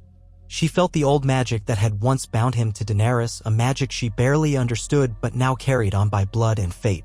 With a determined heart, she gathered a makeshift harness, trusting that Drogon, if willing, would tolerate her weight for a single journey. When dawn broke, Meereen's gates parted once more. The city's inhabitants gathered to watch as Maerys, clad in simple leathers, climbed onto Drogon's back. He was colossal, far larger than Emberion, his black scales like living armor. She felt her heart thrash in her chest, a mixture of reverence and terror. With a roar that shook the walls, Drogon launched himself into the morning sky, carrying Maerys toward Astapor. Below, the brood watched from their enclosure, Rhaena coiling protectively around her eggs. As the city dwindled beneath them, Maerys clung to Drogon's rough scales, tears stinging her eyes from the wind. The memory of Daenerys soared with them, and for a moment she felt the spirit of the Mother of Dragons in the very air. Whatever lay ahead, battles, negotiations, or the uncertain promise of a new age, she faced it with the fire of dragons at her side. For better or worse, the new dragon era had begun in earnest, and Maerys would do everything in her power to guide it with a steadfast heart and a fierce hope that someday, at long last, these flames might bring more light than destruction. Drogon's wings beat with unrelenting power as he carried Maerys high above the desert, away from Meereen's walls. The morning sun cast shifting shadows across his immense, black-scaled form, each stroke of his wings a reminder of the ancient strength that had once carried Daenerys Targaryen across these same skies. Maerys gripped the rough harness straps, heart pounding from both the exhilaration of flight and the weight of what lay ahead. Below stretched the parched lands of Slaver's Bay, though many still called it the Bay of Dragons in honor of Daenerys' victories. The dunes caught the early light, shimmering pale gold against the deep azure sky. Far off, half lost in heat haze, lay the silhouette of Astapor. She glanced back once at Meereen, now dwindling behind her. For a moment, the wind howled loud enough to snatch away all other thoughts, leaving her suspended in a strange calm. She pressed her cheek against Drogon's warm scales, inhaling the faint scent of ash and scorched air that clung to him. Each breath reminded her of battles fought, alliances tested, and a future so uncertain it nearly overwhelmed her. Yet she had made her decision. While Emberion and the younger dragons recovered and guarded Rhaena's newly laid eggs, she would bring Drogon alone to Astapor's aid. If it was possible to head off the looming crisis there with only a display of force rather than another BR. Feudal conflict, so much the better. Drogon's ascent carried them toward ragged clouds that drifted over the desert. Occasionally he glided, letting the wind currents do the work. In these intervals, Maerys risked lifting her head to peer at the horizon. She was dressed in plain leathers, a simple sword strapped to her side more for reassurance than any real plan to use it. Against an army, the steel at her hip would be meaningless, but with a dragon beneath her, everything changed. Below, the landscape rolled by in shifting tones of beige and brown. Remnants of old battle sites dotted the desert, broken catapults, or half-buried skeletons of men and horses, a reminder that these lands had known endless strife. Long ago, Daenerys had marched here with unsullied and freed slaves, believing she could root out slavery at its core. The attempt had yielded chaos, half-revolutions, and uneasy recoveries. Now Astapor, once held aloft as a liberated city, teetered again. As the sun climbed, heat shimmer intensified. Maerys guided Drogon to descend gradually, wanting to conserve his energy. The wind buffeted her face until her eyes watered.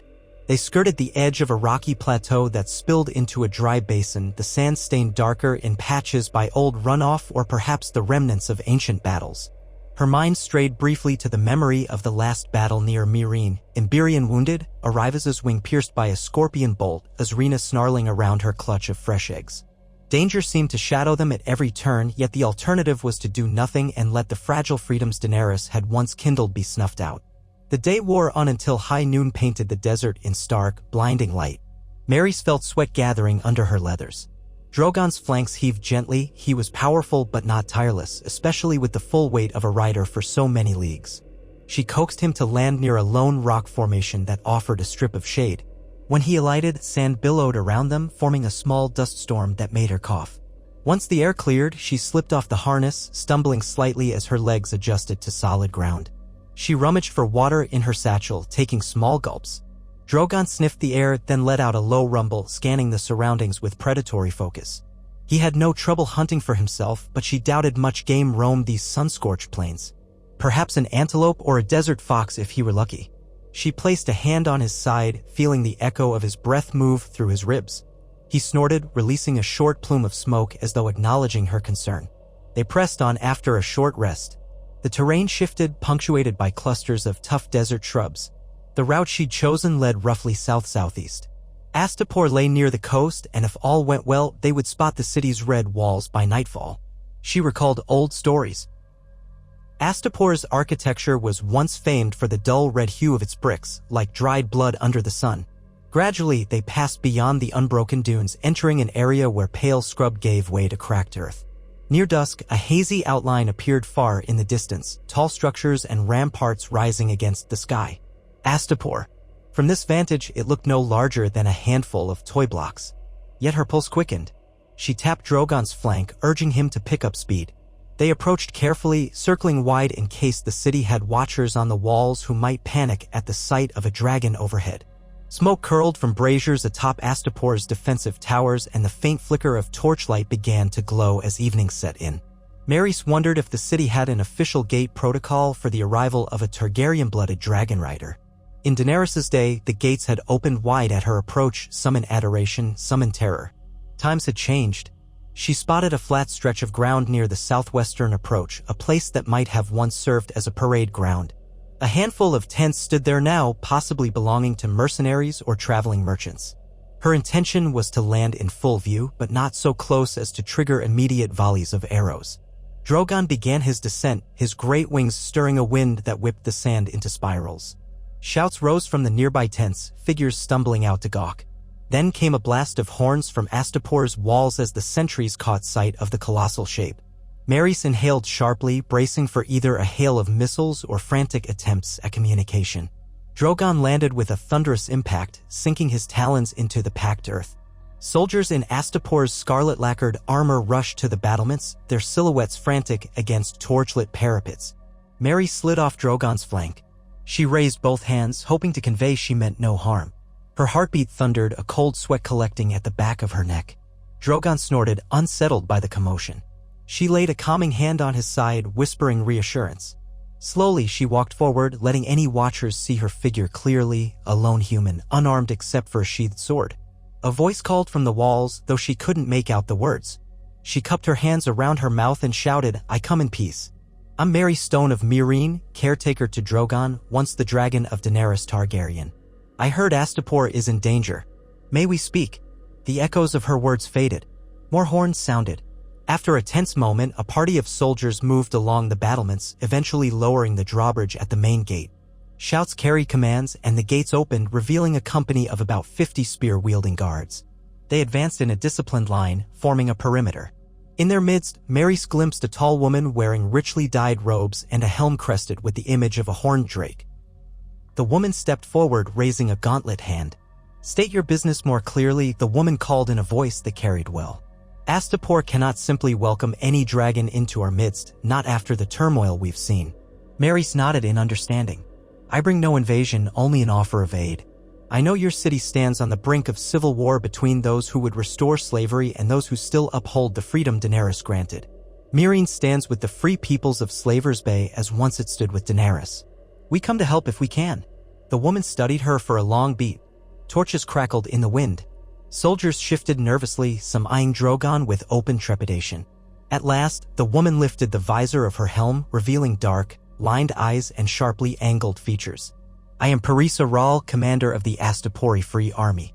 That war you speak of is not merely on the brink, but raging. We've fought slaver forces inside the city for weeks, and the tide is uncertain. If you truly wish to aid us, come with me. But your dragon stays outside the walls." Drogon growled, a low rumble that vibrated the air. Maurice felt his tension spike at the idea of separation. "He does not take kindly to confinement," she said carefully. "Nor do I want him misunderstood." Parisa snorted softly. "If he enters the city, we'll have more chaos than we can stand. Leave him here, or perch him on the ramparts if he insists, but we can't have him landing in the streets." Maurice pressed her lips together, weighing the risk. A part of her demanded to keep Drogon at her side, but she also understood the panic a dragon might create in narrow city roads. "Very well, but we'll remain close. Let your men keep distance, and he won't act in aggression. Understand that if I'm threatened, he'll sense it." "Understood," Parisa said grimly. She signaled her soldiers. Most fanned out, forming a cautious ring around Drogon without drawing too near. Maurice returned to Drogon, meeting his gaze. His pupils were dark slits, the rest of his eyes reflecting torchlight in an eerie shimmer. She stroked the underside of his jaw and murmured, "Stay, old friend. I'll be safe." He exhaled a puff of smoke, then folded his wings, settling onto the ground with a reluctant snort. Satisfied that he wouldn't rush forward, Maurice followed Paris's retinue through the open gates. The city's interior struck Maurice immediately with its air of tension, crowded streets, half-barricaded, bearing scars of recent strife. She spotted scorch marks on walls, shattered windows, and toppled stalls. Several bodies, mostly covered, lay in an alley, a silent testament to violent clashes. Parisa escorted her through winding lanes until they reached a plaza dominated by a broad, stepped monument. Around its perimeter, a cluster of tents had been erected, many bearing makeshift banners of the Astapori Free Army. Inside, wounded lay on blankets, tended by nurses with haggard expressions. The stench of infection and unwashed bodies hung heavy in the stagnant air. "There's no time for pleasantries," Parisa said, leading Maurice toward a large tent at the plaza's center. "Our situation is dire. Slaver loyalists have seized several districts, including parts of the old training grounds for the Unsullied. They have an arsenal of captured weapons, and they're backed by foreign coin. We're outnumbered and outarmed, though we hold the Red Citadel for now." "What about local support?" Maurice asked, scanning faces as they passed. Many of the people here looked frightened, exhausted, or both. Do the common folk still side with freedom, or has public opinion shifted? "Depends which quarter you ask," Parisa replied curtly. "Plenty want no part in conflict, so they hide in their homes. Others have been fed lies that a return to the old ways will restore order and prosperity. The Freedmen's Council we once had is in disarray. Half those seats were murdered in their beds last month. We're barely hanging on." Inside the tent, a group of officers pored over a rough map of Astapor, marked with smears of charcoal indicating contested areas. A short, balding man with an intricate brand burned into his forearm turned at Parisa's entrance. He looked at Maurice, eyes brimming with suspicion. Parisa made hasty introductions. "Captain Jada's, meet Mary Stone, newly arrived with Daenerys's Black Dragon. She claims to stand against any re-enslavement of our people." Jada's exhaled sharply. "A Targaryen bastard? Forgive my skepticism, but we've had men show up claiming Targaryen lineage before, peddling false promises." "Believe what you will," Mary said evenly, "but I'm here, and Drogon is outside your walls. I didn't come to wring gold out of you. I came because word reached Meereen that Astapor might collapse back into slavery. That cannot happen." Parisa shot Jada's a quelling look. "We can't afford to spurn help now. If Drogon is truly loyal to her commands, that might turn the tide." Jada's pinched the bridge of his nose as though trying to keep exhaustion from overwhelming him. "We'll see. The biggest problem is the Slaver Legion parked at the old Unsullied barracks. They have control of an armory and they've set up pikes in the main thoroughfares. We have no cavalry to outmaneuver them, and many of our own fighters are poorly trained or wounded." "What about negotiations?" Maurice asked. "Is there any faction among the loyalists willing to talk peace?" Parisa gave a humorless laugh. "Peace with men who want to see free folk shackled again? They demand we hand over the Freedmen's Council, pay reparations for stolen property, meaning themselves, and allow the auction blocks to reopen. It's untenable." "So you want me to burn them out?" Maurice pressed, raising an eyebrow. "We saw what happened in Meereen when dragons were unleashed in narrow streets. People died who shouldn't have. Maybe not burn them wholesale, but a display of force might break their lines," Parisa said. "They rely on fear that their well-funded mercenaries can crush us. Show them what a real weapon is, and the tide could turn." Maurice hesitated, images of the last savage battle flashing in her mind. Burning men, screaming horses, the choking stench of dragon fire. "I won't simply incinerate entire neighborhoods," she said, quieter now. "We must be precise, avoid more civilian deaths. Dragons aren't scalpels, they're warhammers." Jada's grimly nodded. "Understood. But we have limited time. Each day the Slaver Legion gains new recruits or shipments of arms from outside. Our spies say they're expecting a major caravan from Yukai in a week. Once that arrives, we might be finished." At the mention of Yukai, Mary's jaw tightened. Memories of the Phoenix Master's failed assault on Meereen surfaced, thousands dead, many burned by dragonfire, and yet the seeds of conflict continued to sprout across Slaver's Bay. "Yukai never learns," she muttered.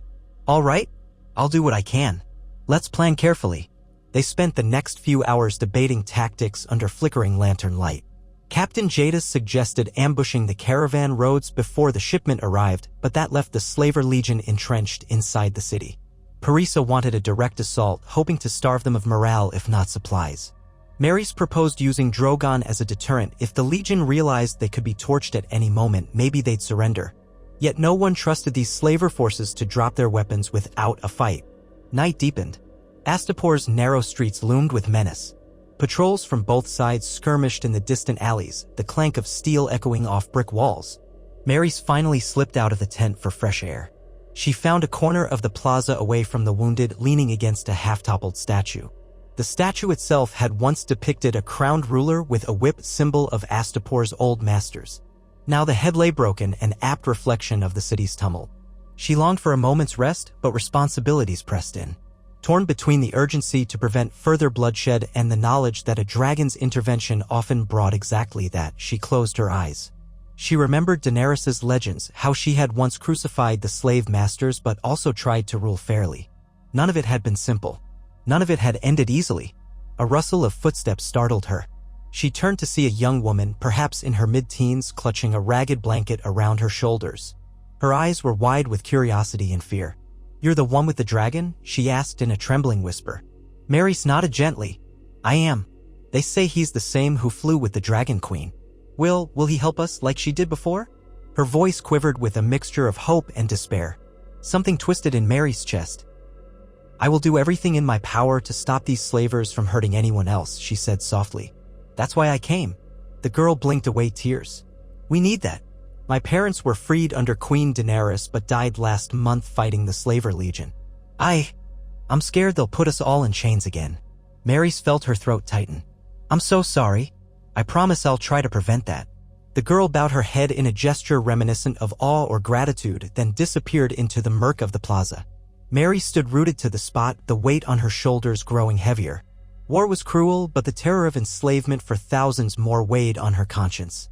She resolved then that if she must unleash Drogon's fire, she would, if it meant sparing Astapor the tyranny of chains. Early dawn found her at the city gates, taking stock of Drogon. He lay curled on the ground, having burned a patch of sand black with an errant belch of flame during the night. Soldiers eyed him warily. As she approached, he stirred, lifting his massive head. She noticed he'd hunted something, a large hoofed carcass half-gnawed in the shadows. At least he was fed. She gently ran her hand along the ridges of his flank. "We're needed, old friend," she murmured. "Let's hope we can finish this with fewer corpses than last time." Before midday, a plan was in place. Parisa and Jadis would mobilize the Astapori Free Army in a feint on the Western District, drawing the Slaver Legion's attention. Meanwhile, Marys and Drogon would circle above the city's southeastern sector, the heart of the Loyalist strongholds. If the Legion mobilized to meet Parisa's forces, Marys would strike from behind, destroying or capturing their armory. The hope was that with their weapons gone, the Slaver Legion would collapse. Word spread quickly among the freedmen's supporters: the Black Dragon of Daenerys had come. Marys caught glimpses of people lighting small candles in doorways or scrawling a makeshift emblem of a dragon's head on walls. She felt a surge of conflicting emotions. She wasn't Daenerys, nor did she claim that mantle. But for many, the silhouette of Drogon overhead was enough to rekindle old hopes. Others trembled with dread, recalling how dragons could also kill indiscriminately. By afternoon, Parisa's forces assembled. Drums pounded a steady beat, echoing off the red brick avenues. Hundreds of men and women armed with spears, cudgels, and battered swords marched toward the Western District. Watchers on rooftops spotted the Slaver Legion forming a blockade near a broad intersection. Soon, the clash of steel rang out. Smoke curled from initial scuffles. From her vantage astride Drogon, Marys caught the first glints of battle. A throng of freedmen advanced behind makeshift shields, while slaver troops unleashed crossbow volleys. Shouts and screams echoed. Blood slicked the cobblestones. The city once again became a crucible of violence. She inhaled sharply, steeling herself. "All right," she whispered, leaning close to Drogon's neck. "We do this now." She urged him to take flight. With a thunderous beat of his wings, he rose above the plaza, swirling dust in every direction. Astapor's cramped alleys spread out beneath them like a labyrinth of red stone. She aimed for the southeastern sector where the old unsullied barracks stood. According to Parisa's maps, that was the seat of the Slaver Legion's armory. As they flew, Mary scanned the streets below. Groups of armed men raced to fortify barricades or run reinforcements west. Others lingered near the old barracks, likely guarding the weapon stores. The building itself resembled a fortress within a city, high-walled with a central courtyard. A perfect stronghold for newly minted slaver forces to consolidate. She directed Drogon lower, though not so low that scorpion bolts could easily target him. Her experience in Meereen taught her caution. A flurry of movement on a nearby rooftop caught her eye. A small crew of men appeared to be assembling a ballista, turning it upward. Down, she hissed at Drogon, tugging the harness. He reacted instantly, dropping altitude so the rooftop's angle was lost. In a flash, he unleashed a burst of flame. The rooftop exploded in sparks of wood and thatch, sending the half-finished ballista tumbling. Screams followed. Mary's chest clenched, but she pressed on, reminding herself of the alternative if these men managed to put a bolt through Drogon's heart. They banked left, approaching the barracks courtyard. A gate of heavy iron bars blocked the main entrance, and from above she could see dozens of crates and racks of weapons, spears, swords, crossbows, and barrels of pitch. Several enslaved workers, possibly forced to haul supplies, cowered near a corner. Slaver soldiers patrolled the walls, many pointing frantically at Drogon's looming shadow. The time for stealth had ended. With a commanding shout, Maerys urged Drogon into a steep dive. He roared, the sound reverberating throughout the courtyard. Crossbow bolts whizzed skyward, but he twisted aside, releasing a torrent of flame at the central stacks of weapon crates. Wood and pitch ignited in an instant, blossoming into a raging inferno. The blast rocked the courtyard, hurling men off their feet. Embers rained down like burning snow. Slaver soldiers scrambled in disarray, some screaming as fire engulfed them. Others sprinted to douse flames, but the pitch-fueled blaze spread too quickly. Maerys could only hope the enslaved laborers found a way to escape in the chaos. She directed Drogon to wheel around, scanning for any sign of scorpion-like siege weapons. Nothing immediate, just rows of crossbowmen hastily reloading. She guided Drogon in a wide arc, letting him saturate the parapet with another gust of flame. A row of men vanished in a roar of orange and red. Below, the courtyard was consumed by thick black smoke. Explosions of stored pitch caused secondary fire bursts. The old barracks complex quickly became an inferno. Mary's ears rang with the cacophony of destruction. If any freedmen or innocents were in that courtyard, she prayed they had fled before the worst. She had no illusions about how horrifying this must look. But crippling the Slaver Legion's armory was key to toppling them quickly rather than prolonging the bloodshed. She circled again, seeking any sign of immediate threat. Arrows clattered off Drogon's scales, but none pierced deeply. Then, a spear thrown from a tower grazed his flank, drawing a line of blood. He growled, turning his head to release a jet of fire that shattered the tower's upper levels. Rock and timber collapsed, burying those within. Mary swallowed hard, heart-hammering. She reminded herself that these men had chosen to fight for slavery, to whip or kill helpless captives. Even so, the carnage weighed on her soul. A new commotion drew her gaze westward, beyond the black smoke. More freedmen fighters were pouring into the district, presumably seizing the advantage. The slaver lines near the western front were collapsing under Paris's assault, panicked by the sudden loss of their armory. Mary's caught glimpses of freedmen raising crude banners, surging forward behind battered shields. The Slaver Legion retreated in pockets, frantically looking for leadership that no longer existed.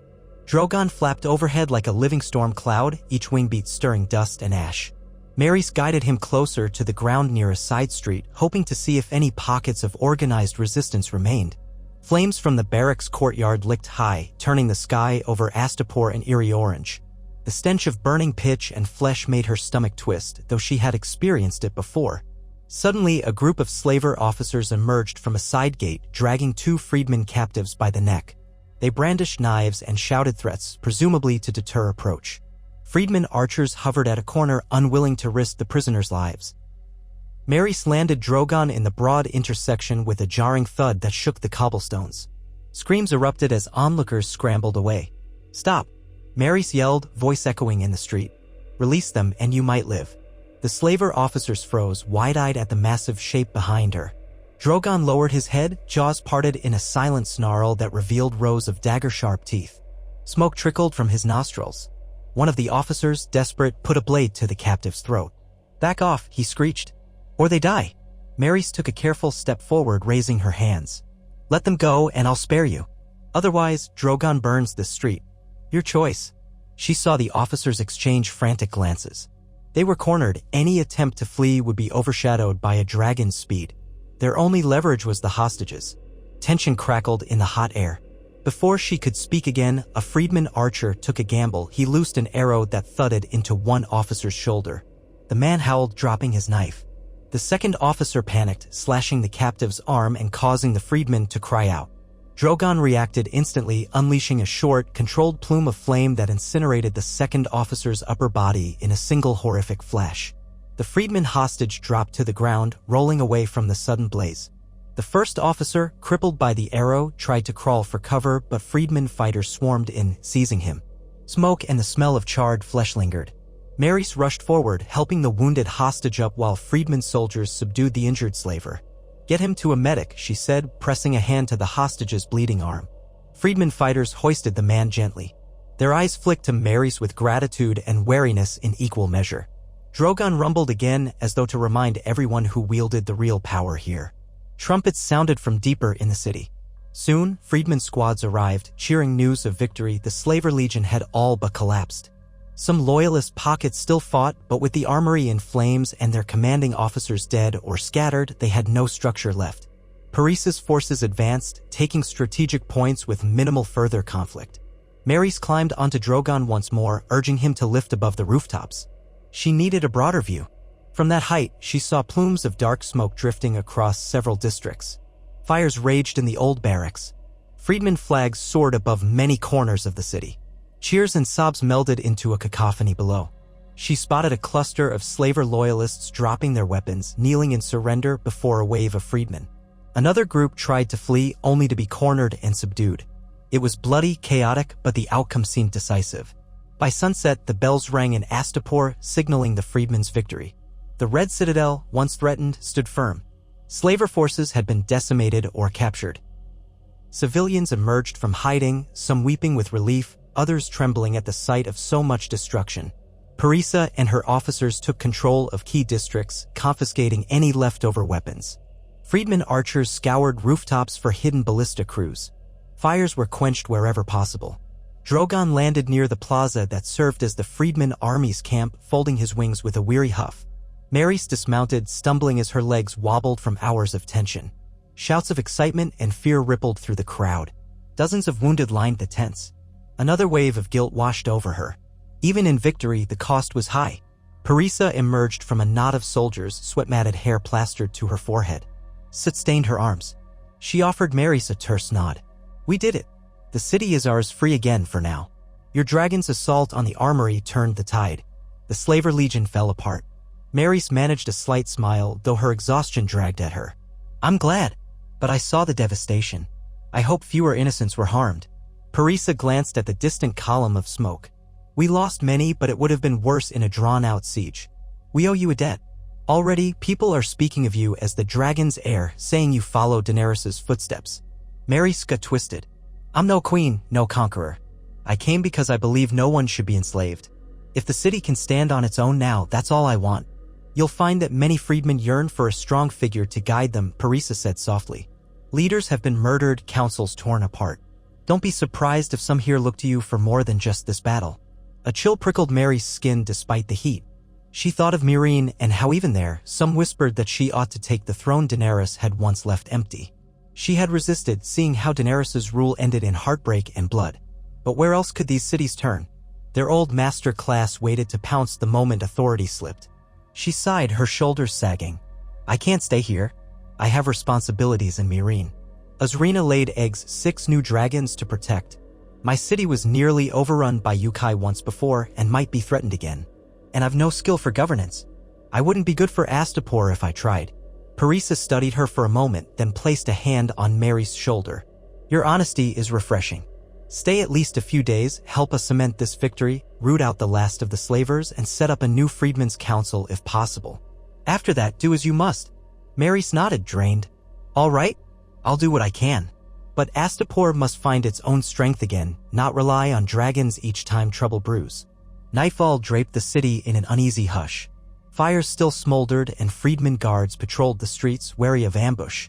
Maris left Drogon in a wide courtyard behind the Red Citadel where no structure could confine him.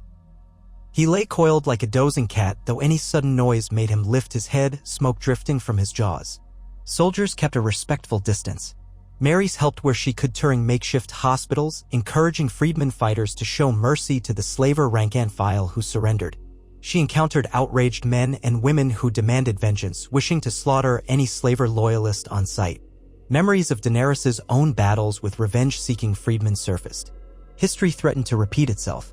"I know your anger," she told a group of freedmen brandishing spears at a kneeling slaver officer.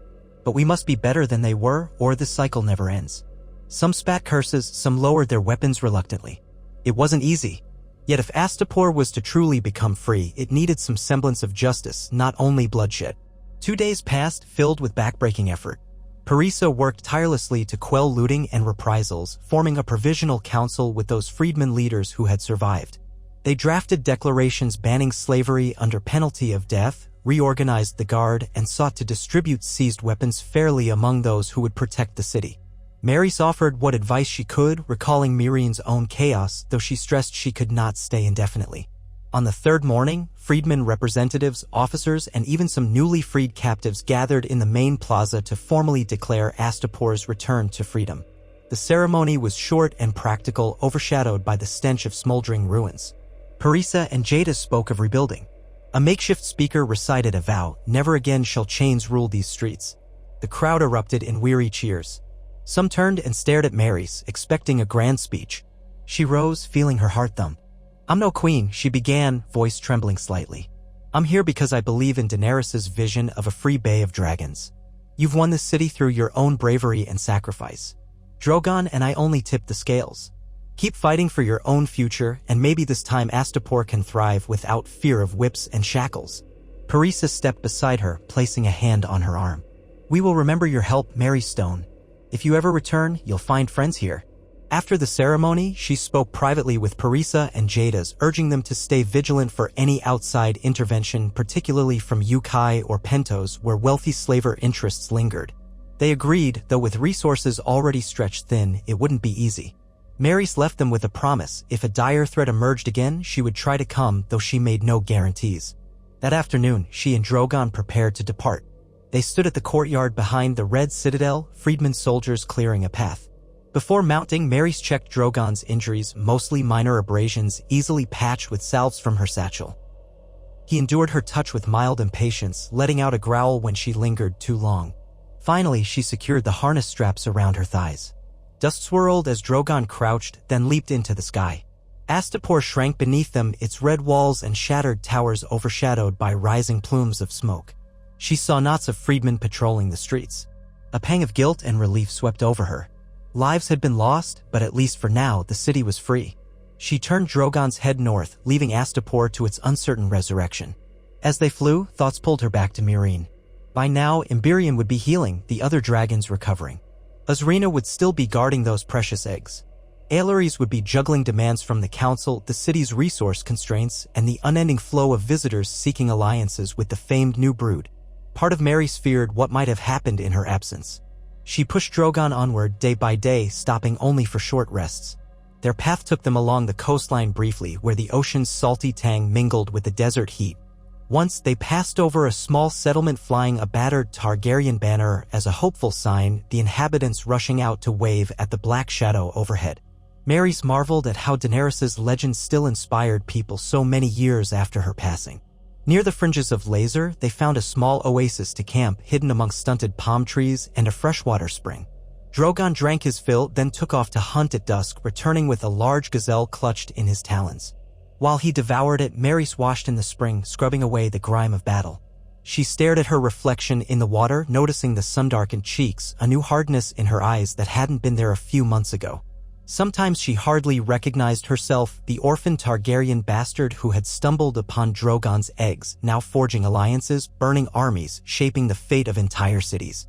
That night, she slept fitfully, haunted by dreams. She saw Daenerys in them, a pale figure in a billowing white dress, standing amid swirling ash. It was unclear if Daenerys beckoned her forward or silently judged her. Waking with a start, Maris found Drogon watching, his amber gaze unblinking in the darkness. She swallowed back a rush of emotion, feeling closer to the Dragon Queen in her absence than she ever had while reading old stories. By dawn, they set out once more, crossing the last stretch of wilderness toward Myrine. Anticipation and dread mingled in Mary's chest.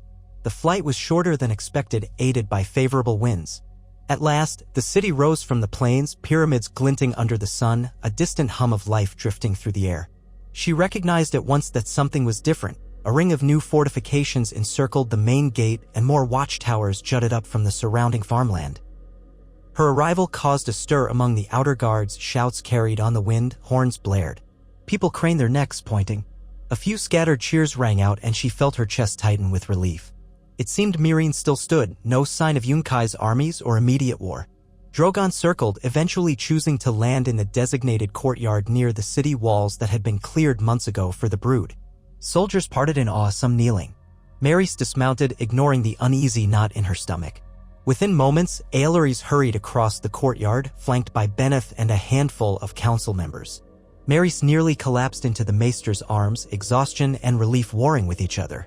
"You're back," Aelorys said, eyes bright. "How is Astapor?" Maerys exhaled shakily. "Free for now. We managed to break the slavers, but the city's in ruins. They'll rebuild, I hope."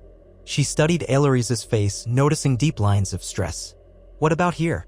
Is everything all right?" "Mostly," Aelorys assured her. "We've had minor skirmishes with bandits, but no major threat from Yunkai or anywhere else. The brood has recovered well. Emberion's wing is healing nicely. Azrina is fiercely guarding her eggs. We think she may even be near laying another clutch, which is surprising." "Another clutch?" Maerys' eyes widened. "Is that common so soon?" Aelorys shook her head. "By the records we have, not at all. But these dragons seem accelerated, perhaps. Magic is still an unknown factor." Benneth offered a respectful bow.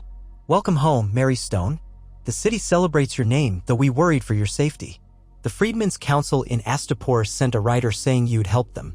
Some here wonder if you mean to unite all of Slavers Bay under a single banner." Mary sighed, removing her gloves. "I have no interest in ruling, but I'll defend these cities if they ask. Where are the dragons now? I want to see them." "Follow me," Aelorys said, leading her through the gates and into the wide enclosure.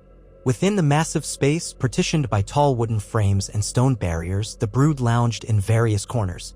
Emberion rested on a raised platform, his black and gold scales looking healthy again, though a faint scar marred the membrane of his right wing. Kairos and Saralith curled together by a trough of water while Arivas lay sprawled in the sun, half-dozing. Selrax perched atop a jutting rock ledge, eyes half-lidded in contentment. The largest section of the enclosure was blocked off with makeshift scaffolding and walls. Behind them, Maerys heard the deep, rumbling hisses of Azrina. Aelorys gestured carefully. "She's been extremely protective. We counted 7 eggs in total now. She must have laid another after you left for Astapor. Emberion helps guard at times, but she mostly chases him off." Maerys approached the partition slowly, calling Azrina's name in a calm voice. The red-hued dragon glared from behind a cluster of rock, her eyes narrowed, teeth bared in a silent challenge. Maerys held out a hand, heart-pounding. "It's all right," she murmured. "I'm here. You're safe." Azrina chuffed, then relaxed slightly when she recognized Maerys' scent and voice. She shifted her bulk, revealing a nest of carefully arranged debris, bones, dried grass, even bits of cloth. Within that nest lay 7 ovoid shapes, each about the size of a large melon. Their shells glimmered in varied shades of crimson and black, flecked with gold or bronze. The air around them felt warm, almost as if the eggs radiated gentle heat. The sight took Maerys' breath away. Another generation of dragons forging a future no one could have predicted. She swallowed a lump in her throat, remembering Daenerys' 3 eggs and how they had changed the world. Now here were 7 more, a staggering number, each a beacon of possibility and danger. For a while, she simply knelt there, letting Azrina sniff her outstretched palm. The dragon eventually tolerated her presence near the nest, though she fixed Maerys with a watchful stare. Aelorys stood back, respectful. Benneth and the council members dared not approach too closely. Eventually, Maerys rose, turning to them.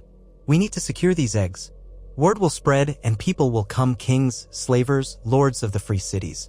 They'll all want them or want them destroyed." Benneth nodded, lips pressed thin. "We've already increased the guard. Some among the council wonder if it's wise to keep them here so openly." Aelorys added, "And we received letters from Westeros. Several factions are stirring after hearing rumors that Drogon sired more dragons. One letter claims to be from the hand of the king, seeking a mutual understanding.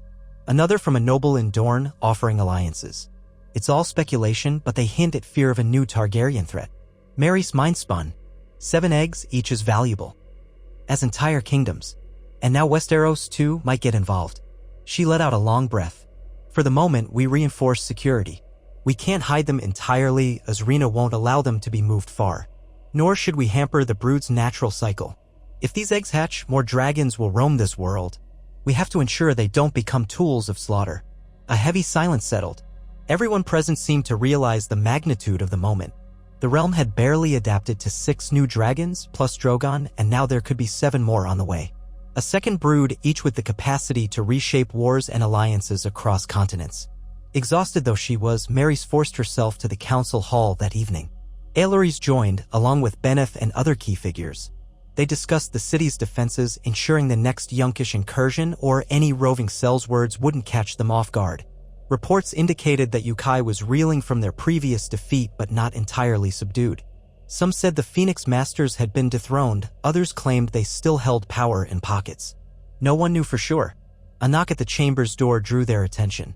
A guard announced that a group of travelers from Volantis had arrived, requesting an urgent audience. Benneth sighed, exchanging a glance with Marys, who nodded in resignation. They might as well hear what they wanted. Moments later, 3 robed figures entered. One, an older man with elaborate facial tattoos, introduced himself as Varanos, an emissary of a high-ranking triarch in Volantis. He bowed low, though tension radiated from his posture. "I come with greetings from the Triarch Bolero, who has heard tales of the new dragon brood. Volantis wishes for peaceful relations, perhaps even an arrangement beneficial to Mirine's stability." Marys folded her arms. "What arrangement?" Varanos managed a polite smile. "The Triarch is prepared to offer generous trade concessions, shipments of grain and other essentials your city may lack. In return, he hopes for exclusive rights to any future dragon eggs that might be available for sale. He has no intention to enslave dragons, only to raise and study them under proper supervision, ensuring no threat to the realm." A ripple of disbelief and anger passed through the council members. Benneth's jaw tightened. Aelorys glanced at Marys with alarm. Marys remained silent for a heartbeat, letting the weight of the man's words settle. Then she spoke, her voice icy calm. "You expect us to sell dragon eggs to Volantis?" Varanos bowed deeper, unruffled. "Only if you are so inclined. An offer, that's all. The Triarch understands you may refuse, but he urges you to consider the potential for a powerful ally in Volantis, a city that still rivals much of Essos in wealth. With your dragons and our resources, imagine the stability we could bring." "Stability?" Marys echoed, forcing herself to keep a measured tone. "We are not naive. We know what happens when dragons fall into the wrong hands. Tell your Triarch that there is no sale. These eggs are ours, and if they hatch, these dragons will be free. As free as we can let them be." Varanos opened his mouth to protest, but Marys' glare silenced him. Aelorys stepped in diplomatically. "Thank you for the offer. We will communicate if anything changes. For now, you have your answer." Realizing further entreaties would fall on deaf ears, Varanos and his companions bowed out, though he left behind an uneasy sense of threat. The moment the door closed, Benneth let out a frustrated breath. "That's the first of many such delegations, no doubt. They'll pester us for eggs, or try to bribe you, or slip in spies to steal one. And we must watch for assassins," Aelorys added. "If they can't buy them, some may prefer to see them destroyed." Marys sank onto a bench, rubbing her temples. "We'll need to triple security around Azrina's nest. The brood might defend it, but cunning thieves can do much under cover of darkness. The City Watch must stay vigilant. We should also consider forging alliances of our own, actual allies, not opportunistic slavers." The council murmured agreement, though no one had immediate suggestions. Benneth promised to dispatch letters to friendly enclaves in Laser, maybe even Bravos. The Iron Bank's relationship with dragons was complicated, but Bravos generally opposed slavery. Perhaps a mutual stance against slaver expansions could be arranged. Night deepened, and eventually Marys found her way back to the enclosure, beyond exhausted. She visited each dragon, uttering gentle words. Emberion nuzzled her shoulder, releasing a soft purr that warmed her weary soul. Kairos and Seralith dozed, stirring only to blink at her. Arivas raised his head, the old wound on his wing healing into a distinct scar. Selrax perched on a ledge, flicking his tail in recognition. Azrina, half asleep over her nest, allowed Marys a brief glimpse of the egg's shimmering shells. Drogon was nowhere in sight, Perhaps he had gone hunting or chosen a high perch. She felt a mixture of relief and longing whenever he roamed. Sometimes his distant independence reminded her that dragons were never truly tame. Each day, as she observed them, she wondered how long they would abide by her guidance before their instincts called them to new skies far beyond the Dothraki Sea and the legacy of Targaryens. At dawn, the city awoke to a new normal. Gossip about the second brood spread like wildfire, fueling both excitement and dread. People whispered that the old Valyrian power was surging again, that the world might be on the cusp of an era dominated by dragons. Street hawkers sold small wooden carvings of Ysrina, while others hawked amulets they claimed would protect against dragonfire. Mary spent the next days methodically reinforcing security around the nest, stationing loyal guards who had proven themselves in the last battle. She also continued training with the brood as best she could, encouraging them to respond to simple signals for flight or flame. Yet the question remained, how would she keep the peace when every city, every warlord, and every foreign power saw these eggs and dragons as the keys to conquering or defending entire kingdoms? Meereen had no standing army to match the resourcefulness of, say, Westerosi knights or the cunning of Essosi Sells word companies. The brood was fearsome, but the memory of how scorpions and ballistae had wounded them lingered. As the weeks turned into a month, messengers from near and far arrived with alarming frequency. A traveler from Pentos told of a secret coalition of magisters who believed controlling even one dragon hatchling could grant them unstoppable power. Another rumor circulated that a band of exiled Ironborn reavers intended to capture a dragon for their own ends. Each new rumor drove the council to tighten patrols, but with limited manpower, Maerys knew the threats only multiplied. Aelorys found Maerys one evening in the enclosure, watching Ysrina delicately shift her eggs. The glow of torchlight danced across the egg shells, making them look like molten jewels. Ysrina blinked at Maerys, huffing a breath that smelled faintly of sulfur. "How are they?" Aelorys asked softly. "Stable, I think," Maerys replied, voice hushed. "Ysrina seems to know exactly how to regulate their warmth. She breathes on them from time to time, moves them if they get too hot. It's miraculous, but terrifying." Aelorys nodded, crossing her arms. "I've been poring over the Citadel's old texts. None mention a single dragon fathering so many so quickly, or a female dragon laying multiple clutches in such a short span. It defies what we believed about their breeding cycles." "Magic returned with Daenerys, or so some say," Maerys murmured. "Maybe the old rules don't apply anymore." They stood together in silence, the air thick with the unspoken truth that more eggs would draw more danger. Finally, Aelorys said, "The council wonders if you'll consider personally traveling to the Free Cities or even Westeros, forging alliances. A proactive approach to ensure no one sees us as easy prey." Maerys took a steadying breath, turning slightly to better face Aelorys in the wavering torchlight. She could hear Ysrina's low rumble behind her, an ever-present reminder that each passing moment in Meereen carried both a blessing and a threat. The other dragons slumbered or roamed in their separate enclosures, content for the moment, yet she felt their collective weight on her shoulders, each scaly beast and every unhatched egg representing either salvation or cataclysm for the world beyond these walls. She brushed loose strands of hair from her forehead. "Traveling to the Free Cities or Westeros is no small undertaking," she said quietly. "If I leave, who'll be here to keep watch over the brood and these eggs? We're already stretched thin, and the threat of infiltration grows each day." Aelorys nodded, empathy coloring her features. "I've considered that. But consider what happened in Astapor. Without you, they might have collapsed entirely. We have, for better or worse, become the central pillar of support for cities threatened by resurgent slavers. That means all eyes are on Meereen. If you forge key alliances abroad, we might deter aggression before it strikes our gates." Maerys turned back to gaze at Ysrina's nest. The red dragon gave a warning hiss but didn't rise. Guard duty had made her quick-tempered, though she still allowed Maerys near. "I can't risk every egg and hatchling on a single alliance journey," she murmured. "But you have a point. If armies band together against us, whether slavers from Ukai, Pentoshi magisters, or Westerosi fearmongers, we won't survive constant assault. Even with Drogon, we're not invincible." They remained there, each silent with her own thoughts. At length, Mary stepped away, motioning for Aelorys to follow. She headed toward a narrower section of the enclosure where a raised wooden platform allowed an elevated view of the brood's living area. From here, the city's outer battlements were also visible, scaffolding, guard towers, and the faint glimmer of lanterns in the streets below.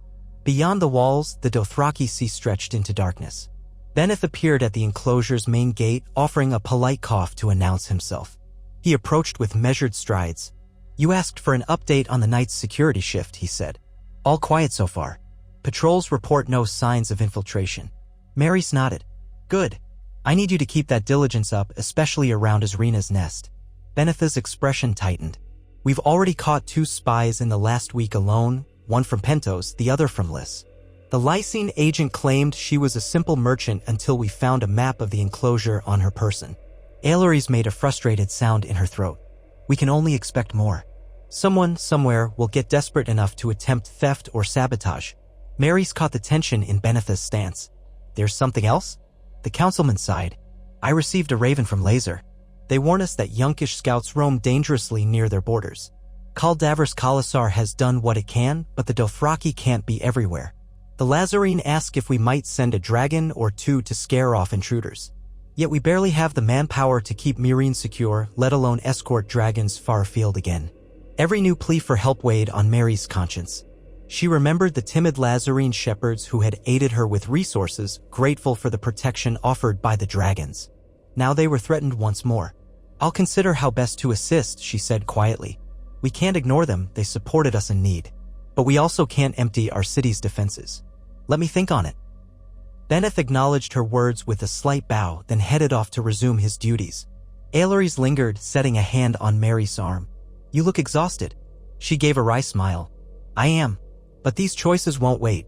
Yunkai's stirring again, the Free City sniff around for advantage, and Westeros is sending letters.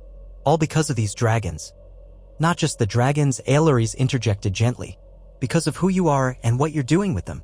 You've turned them into symbols of hope for some, terror for others. They're not mindless beasts rampaging across the skies, they're connected to you, and that changes everything." Maurice exhaled slowly, then let Aileries guide her away from the platform. "I need rest," she admitted. "Tomorrow we'll discuss a plan. Perhaps I can spare Emberion or Selrax to fly to Laser as a deterrent. Let's see if that's feasible without undermining Meereen's protection." They walked through the enclosure's main corridor, lanterns flickering along the path. The night air carried a blend of scents, dust, faint sulfur from the dragons, a hint of the cooking fires drifting from within the city. Outside the enclosure, watchful guards nodded at them. The hush of late hours settled over Meereen, though in some corners the hum of tavern life or clandestine markets continued unabated. Maurice caught sight of a few silhouettes peering at her from afar, no doubt curious or anxious about the caretaker of dragons. Eventually, Aileries parted ways to finalize some notes for the Citadel records she kept, while Maurice made for her modest chambers within the Great Pyramid's lower levels. On her way, she passed walls hung with old Targaryen banners that had been salvaged from Daenerys's reign, faded black and red cloth embroidered with 3-headed dragons. A small staff of loyal retainers, largely freedmen, tended to day-to-day tasks in these corridors. Each time they glimpsed her, their faces flickered with hope or worry, as though uncertain whether to cheer or tremble. She responded with polite nods, not trusting herself to speak. Her mind churned with too many burdens to manage idle conversation. Inside her chamber, once used by minor officials, she collapsed onto a simple bed, plates of half-eaten fruit and bread left on a side table from earlier. Darkness closed in around her, and she let it take her, drifting into restless dreams filled with unhatched eggs and roaring flames. She awoke at dawn to the sound of horns echoing through the streets. For a split second, panic gripped her, thinking an attack had begun. But as she stumbled upright, she recognized these were the city's customary signals, summoning merchants and laborers to begin the day. The tension never truly left her, though. Even the normal rhythms of life now felt fraught with potential crisis. She dressed in well-worn leathers, belted a short sword at her hip, and swallowed a few bites of flatbread. Then she made her way to the council hall, located in a grand but partially ruined wing of the pyramid. She found Beneth conferring with 2 other council members, Lady Sativa, a former slave who'd risen to a leadership role in Daenerys's day, and Lord Jaras, a merchant who had survived several regime changes. They all looked up when she entered. "Morning," Mary said softly. "Any new developments?" Beneth glanced at a stack of parchment. "Nothing dire, but we did hear from the Dothraki Sea, a small Khalasar allied with Kaldavr encountered Yunkish scouts, chased them off with minimal skirmish. The Lazarine remain anxious, of course. Also, more envoys from Pentos are expected in the coming week." Lady Sativa's lips thinned. "Our city's markets bustle with rumors that you might make deals for the eggs. It unnerves people. Freedmen worry about a repeat of old betrayals. Mary sank into a wooden chair, wincing at the way it scraped the stone floor. I have no intention of selling or bartering a single egg. We must reaffirm that to everyone.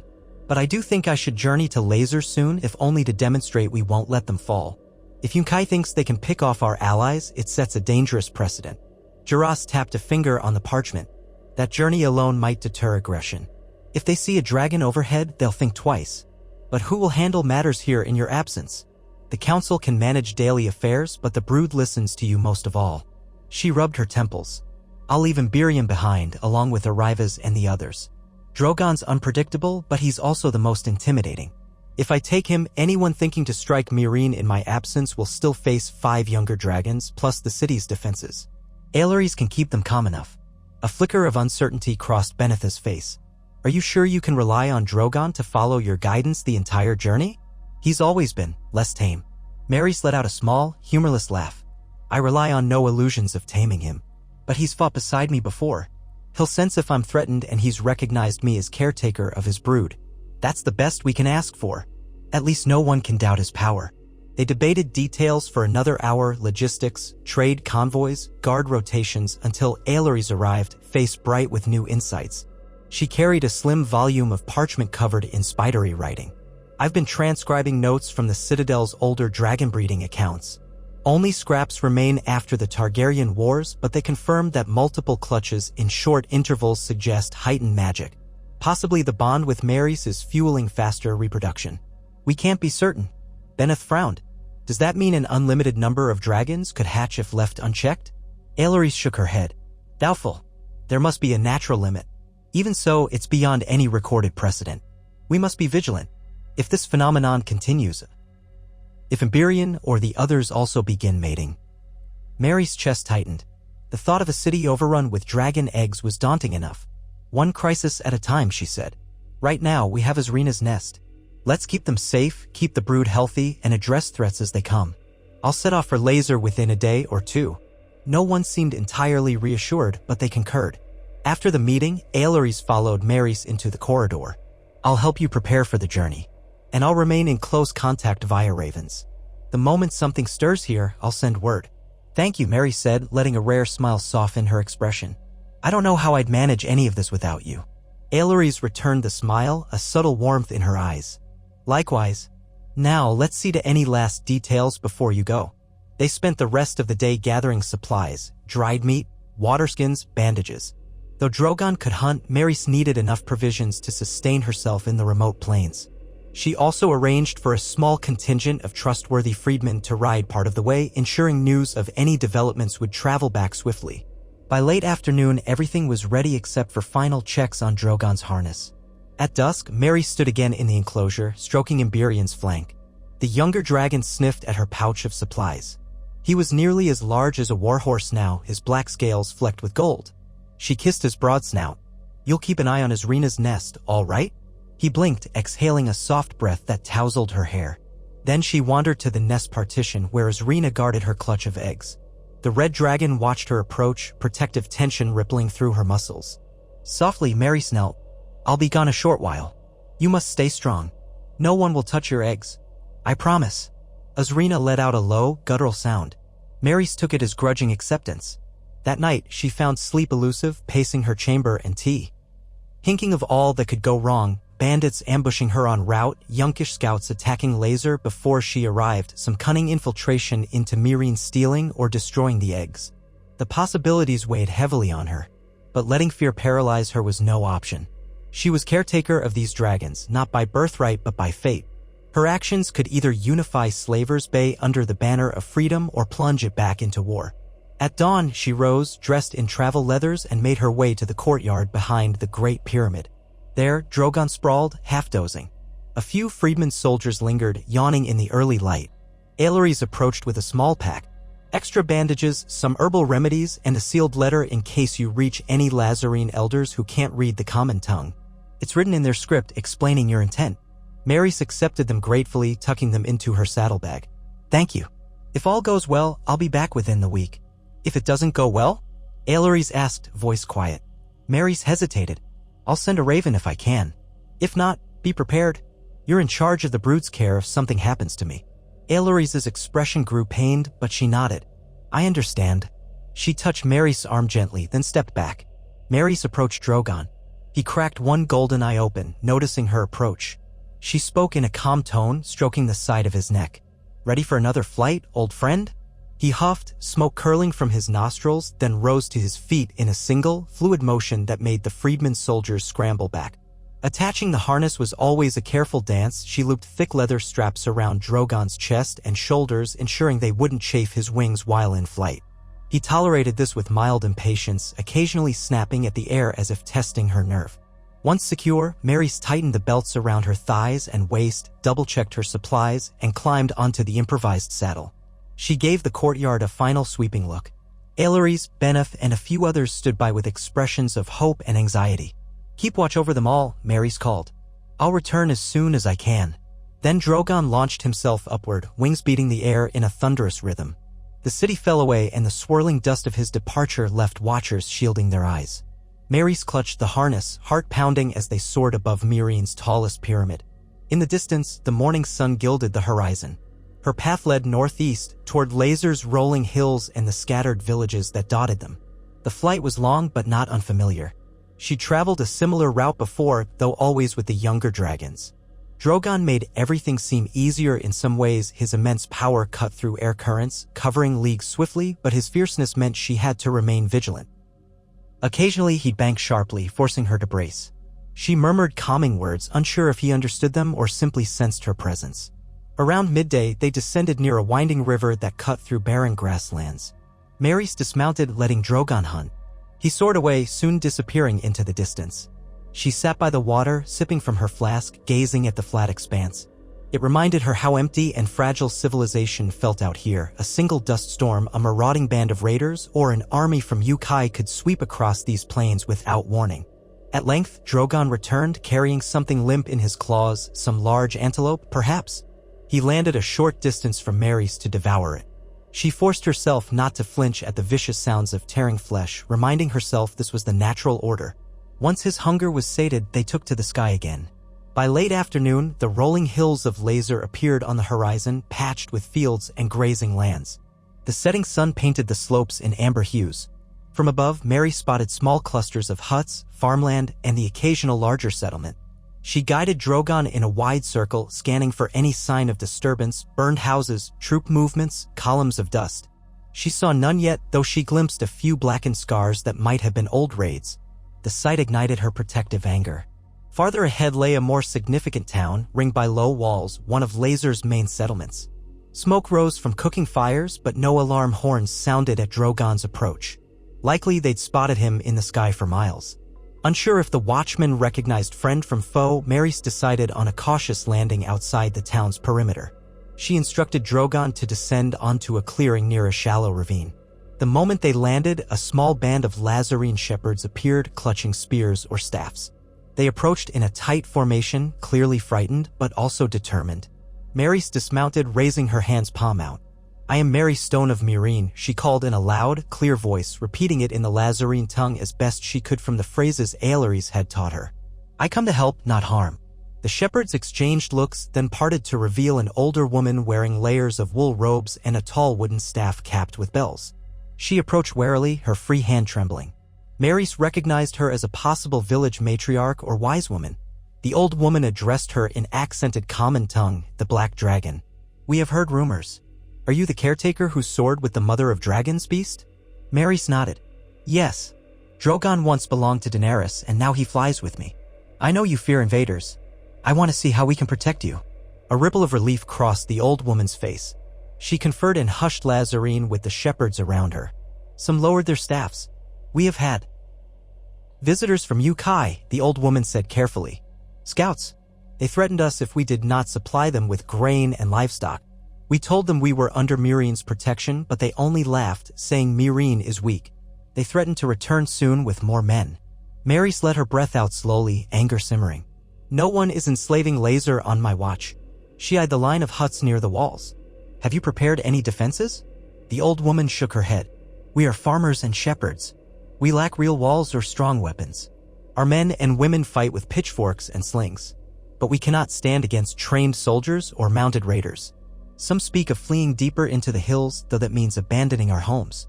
Maris glanced at Drogon, who huffed, shifting restlessly. Let them see a dragon. Word will spread. It might make them hesitate. She turned back to the wise woman. I can't stay here forever, but I can send a message to Meereen for reinforcements and distribute some supplies. For now, I'll do what I can to deter any raiders. If they appear, we'll show them what happens when they threaten Laser. The old woman bowed her head. Thank you. You were like Daenerys, but different. Maris wasn't sure how to respond. She settled for a tight smile. My name is Maris. I'll be around for a few days, ensuring your safety. Where might I find your community leaders? We should organize a plan. Within the hour, she found herself seated around a small table inside the town's largest hut, more a communal lodge than a fortress, its walls plastered with dried mud and straw. The pungent scent of goat cheese and smoke lingered in the air. A handful of Lazarine elders attended, wary but hopeful. They explained the recent Yunkish threats in detail. Men on horseback arrived days ago, demanded tribute, and rode off with a dozen sheep and 2 young shepherds as hostages, promising to return soon. If the settlement refused further tribute, they would burn the fields.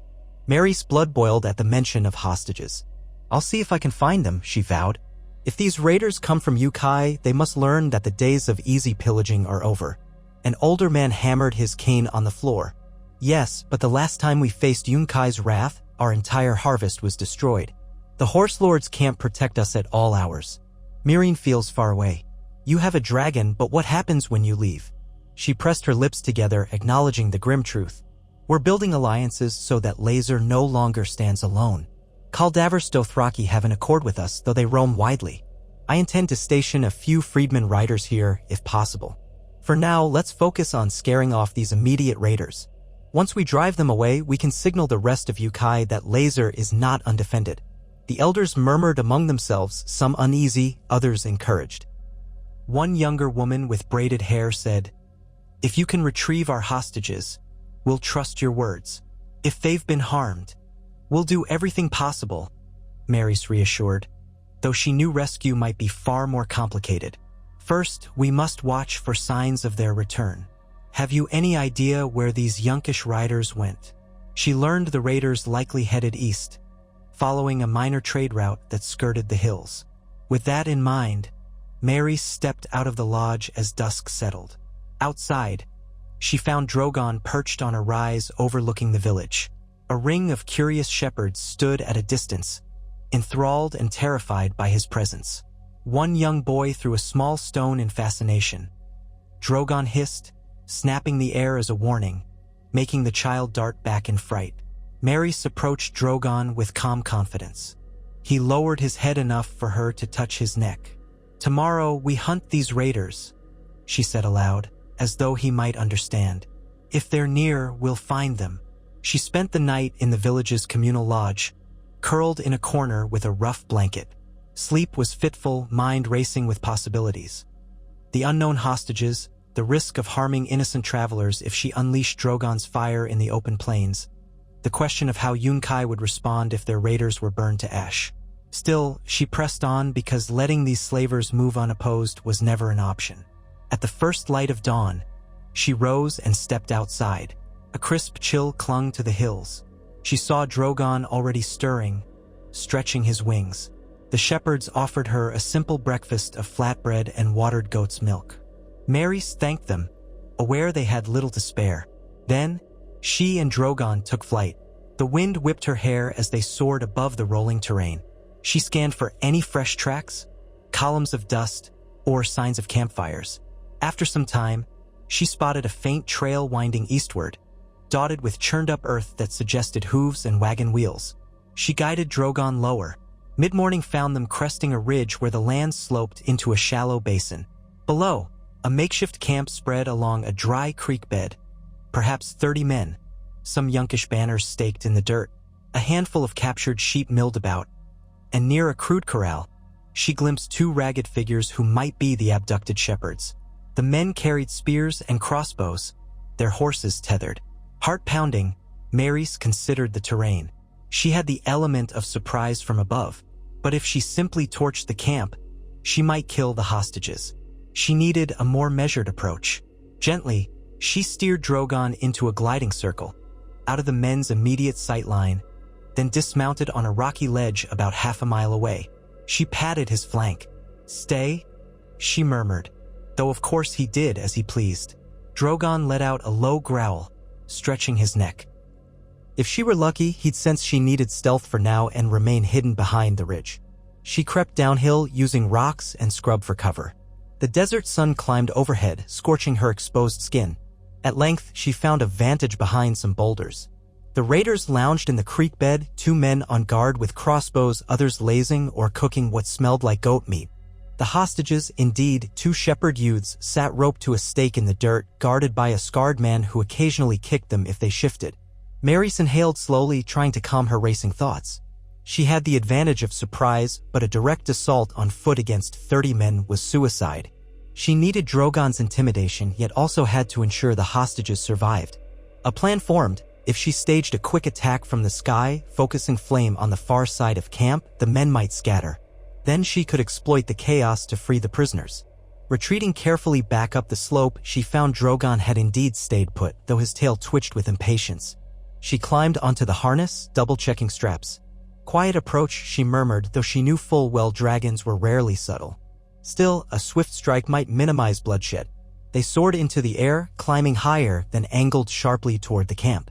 Maris aimed. Drogon's first flame burst at an empty patch of ground beyond the raiders' horses, hoping to spook them without incinerating the entire group.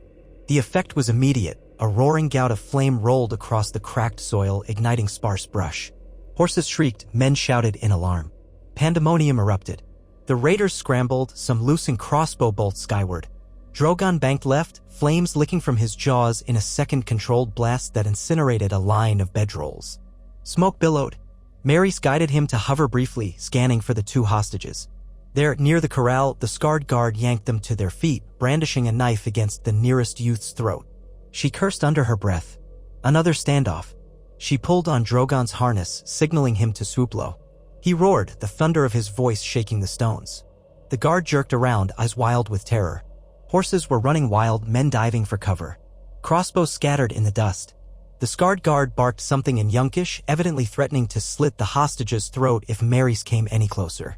But the man had no time to consider a carefully aimed strike. One of his fellow raiders sprinted past, shrieking as Drogon unleashed another column of flame. In that instant of distraction, Maris steered Drogon downward. Their massive bodies slammed the earth with a jolt, raising a cloud of dust. She kicked free of the saddle and rolled, ignoring the jarring impact. The scarred guard hesitated, torn between running or killing the hostage. It cost him precious seconds. Maris launched forward, drawing the short sword at her hip. He finally roared and slashed for the youth's throat, but Maris caught his wrist, forcing it wide. They grappled in a swirl of dust and fear. He was bigger, stronger, but she moved with desperate speed. She brought the pommel of her sword crashing into his temple. He staggered, grip slackening on the knife. She twisted it from his hand and slammed the blade hilt into his head again. He collapsed, unconscious or worse.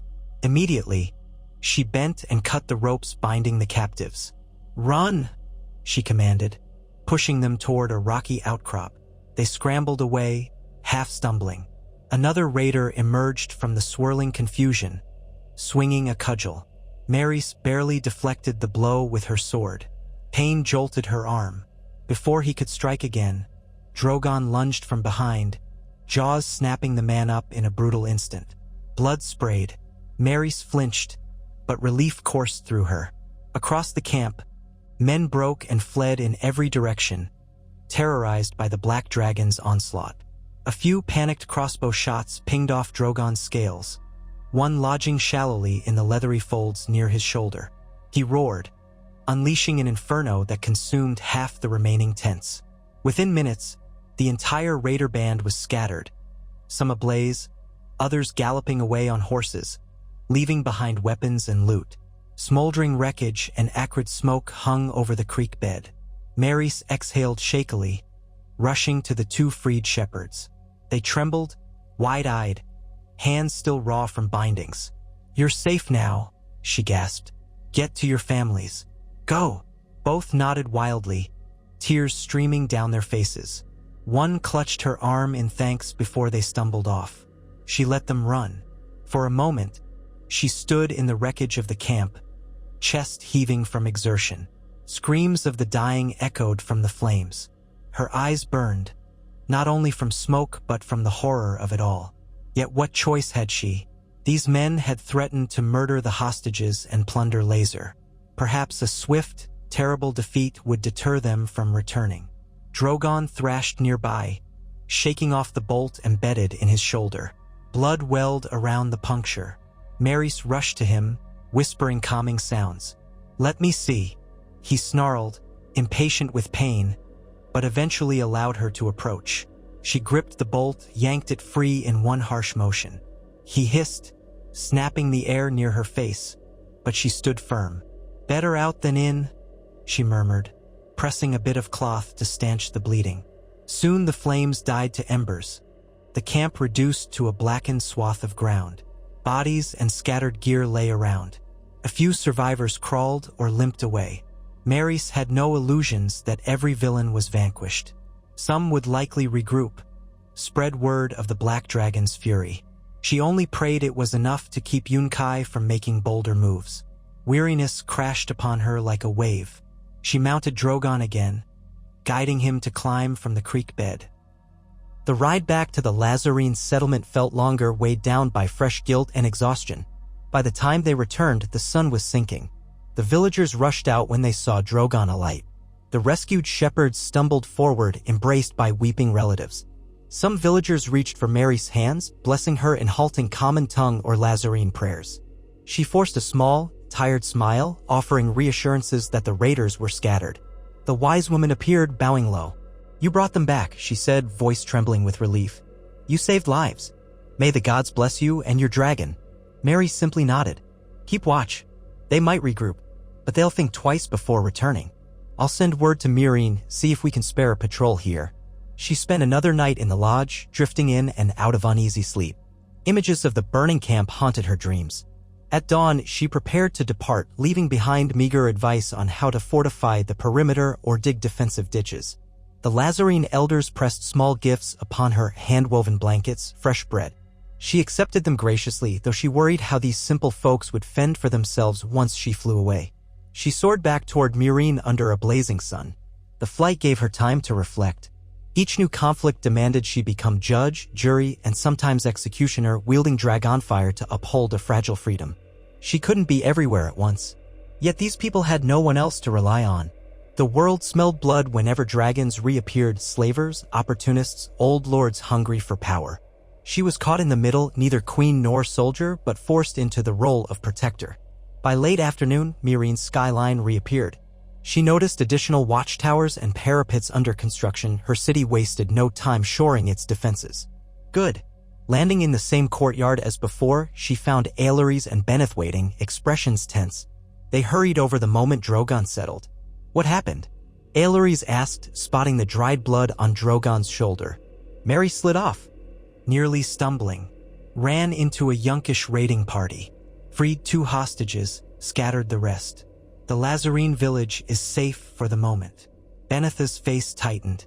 Yunkish raiders that far into Laser means they're testing our responses. This is no isolated incident. She nodded grimly. "I suspect the same.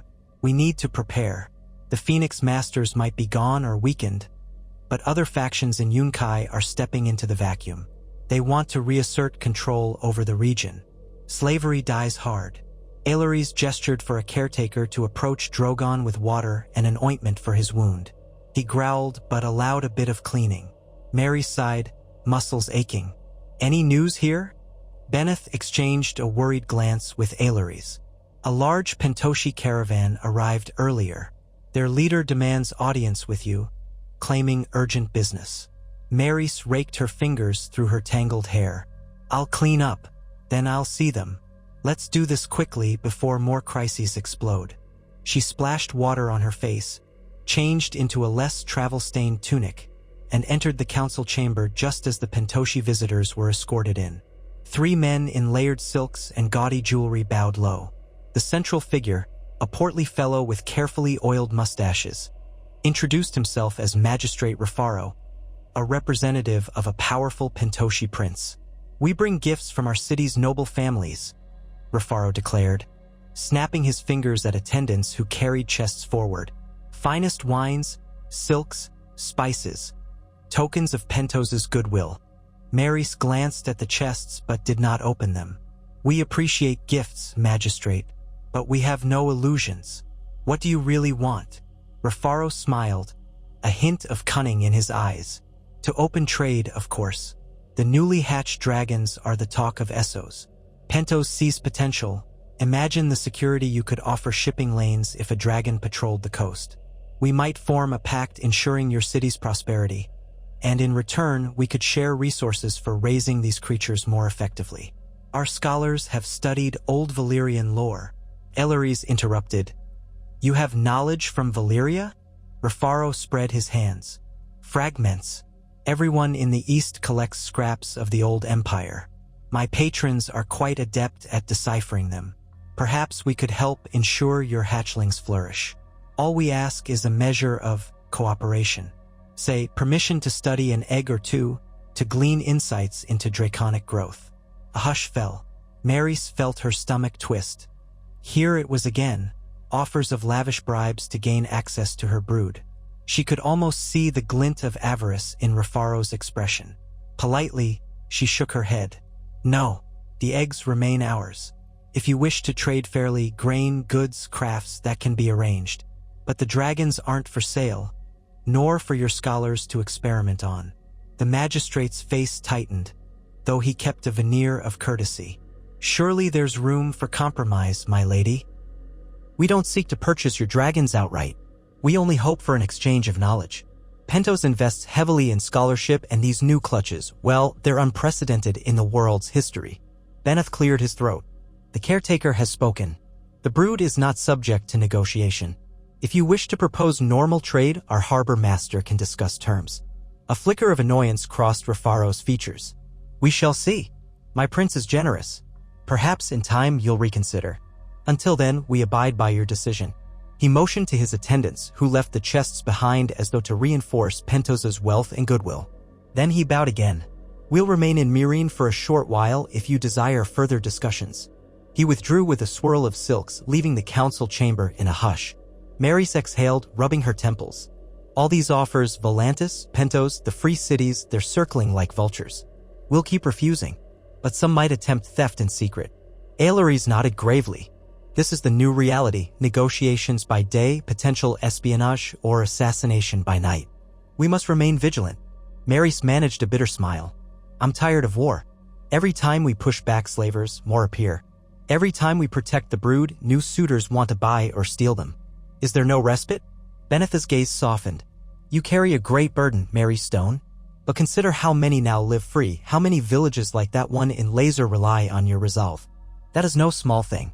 She sighed, her frustration easing slightly. "You're right. We press on." Over the next weeks, Myrine settled into a tense equilibrium. The brood grew stronger by the day, Azrina's eggs still unhatched but stable under her fierce care. Rumors trickled in that Yunkai's internal struggles continued. No single warlord had fully united the city. Meanwhile, the Pentoshi delegates lingered, occasionally requesting more trade talks, which Maris mostly delegated to the harbor master. Their real goal, access to the eggs, remained unmet. Night by night, the city's sentinels caught glimpses of suspicious figures. Aileries reported at least one infiltration attempt, halted by Arrivas's savage roar. 2 men, presumably hired thieves, had scaled the enclosure walls only to flee once a dragon nearly roasted them. Each failed attempt only reinforced how valuable the brood was to these unscrupulous forces. Then, on a cool morning just before dawn, an urgent horn blast shattered the calm. Maris rushed from her chamber, sword in hand, pulse pounding. She hurried to the enclosure, followed by guards carrying torches. The moment she entered, she heard Azrina's furious screech echo off the stone. Torchlight revealed a horrifying scene, a group of cloaked figures, at least 7 or 8, scattered near Azrina's partition. 3 of them lay dead or unmoving, scorched or slashed by dragon claws. The others crouched behind large wooden shields, apparently steel-reinforced. They pressed forward with nets, trying to ensnare Azrina's wings. One figure even held a long pike with a barbed tip. Azrina bellowed, flames licking around her jaws, smoke rising from her nostrils. Blood glistened on her flank, some wound inflicted by these intruders. At her feet, the nest of eggs remained intact, but one egg lay cracked on the ground. Had it been trampled or struck? Fear jolted Mary's heart. "Stop," she roared, dashing forward. "Guards here." Her cry drew more freedmen soldiers into the enclosure, but the intruders were well trained. Two turned, raising crossbows, bolts glinting in the torchlight. Mary stood behind a cluster of crates as they fired. The bolts thudded into wood. She sprang up again, tossing aside caution. Azrina howled in pain or rage, unleashing a jet of flame that set half the partition ablaze. Pandemonium ensued. The intruders realized they were pinned between raging dragon fire and approaching soldiers. One tried to drive the barbed pike into Azrina's neck, but the angle was awkward and she twisted aside, biting down on his arm. His scream rose above the clamor. Another intruder hurled a net that caught Azrina's wing, tangling some of her spines. In fury, she beat her wings, sending the net flying along with the intruder. More guards poured in, swords drawn. Mary started closer, spotting an intruder kneeling over the nest, reaching for the eggs with gloved hands. Rage flared. She slammed into him with her shoulder, knocking him flat. He tried to twist around and slash at her with a dagger, but she seized his wrist and drove her own blade beneath his ribs. Hot blood spattered her, and he collapsed with a choked gasp. She whirled in time to see another intruder smashing something with a hammer near the eggs. She lunged, but a crossbow bolt whizzed past her ear, forcing her to duck. Azrina roared, flailing against the net still partially hooked around her spines. Freedmen's soldiers clashed with the remaining cloaked figures, steel ringing. Torchlight flickered wildly, revealing glimpses of carnage, burned corpses, splintered wood, the entire enclosure filled with smoke and chaos. Mary's mind raced. She had to secure the eggs. Azrina was too enraged to defend them properly without injuring them herself. She lunged toward the nest, sword raised. The intruder with the hammer reeled back, preparing another strike. She recognized him, even under the cloak, one of the Pentoshi delegate's attendants. So they had planned a sabotage all along. He aimed a swing at a glimmering egg, intending to smash it.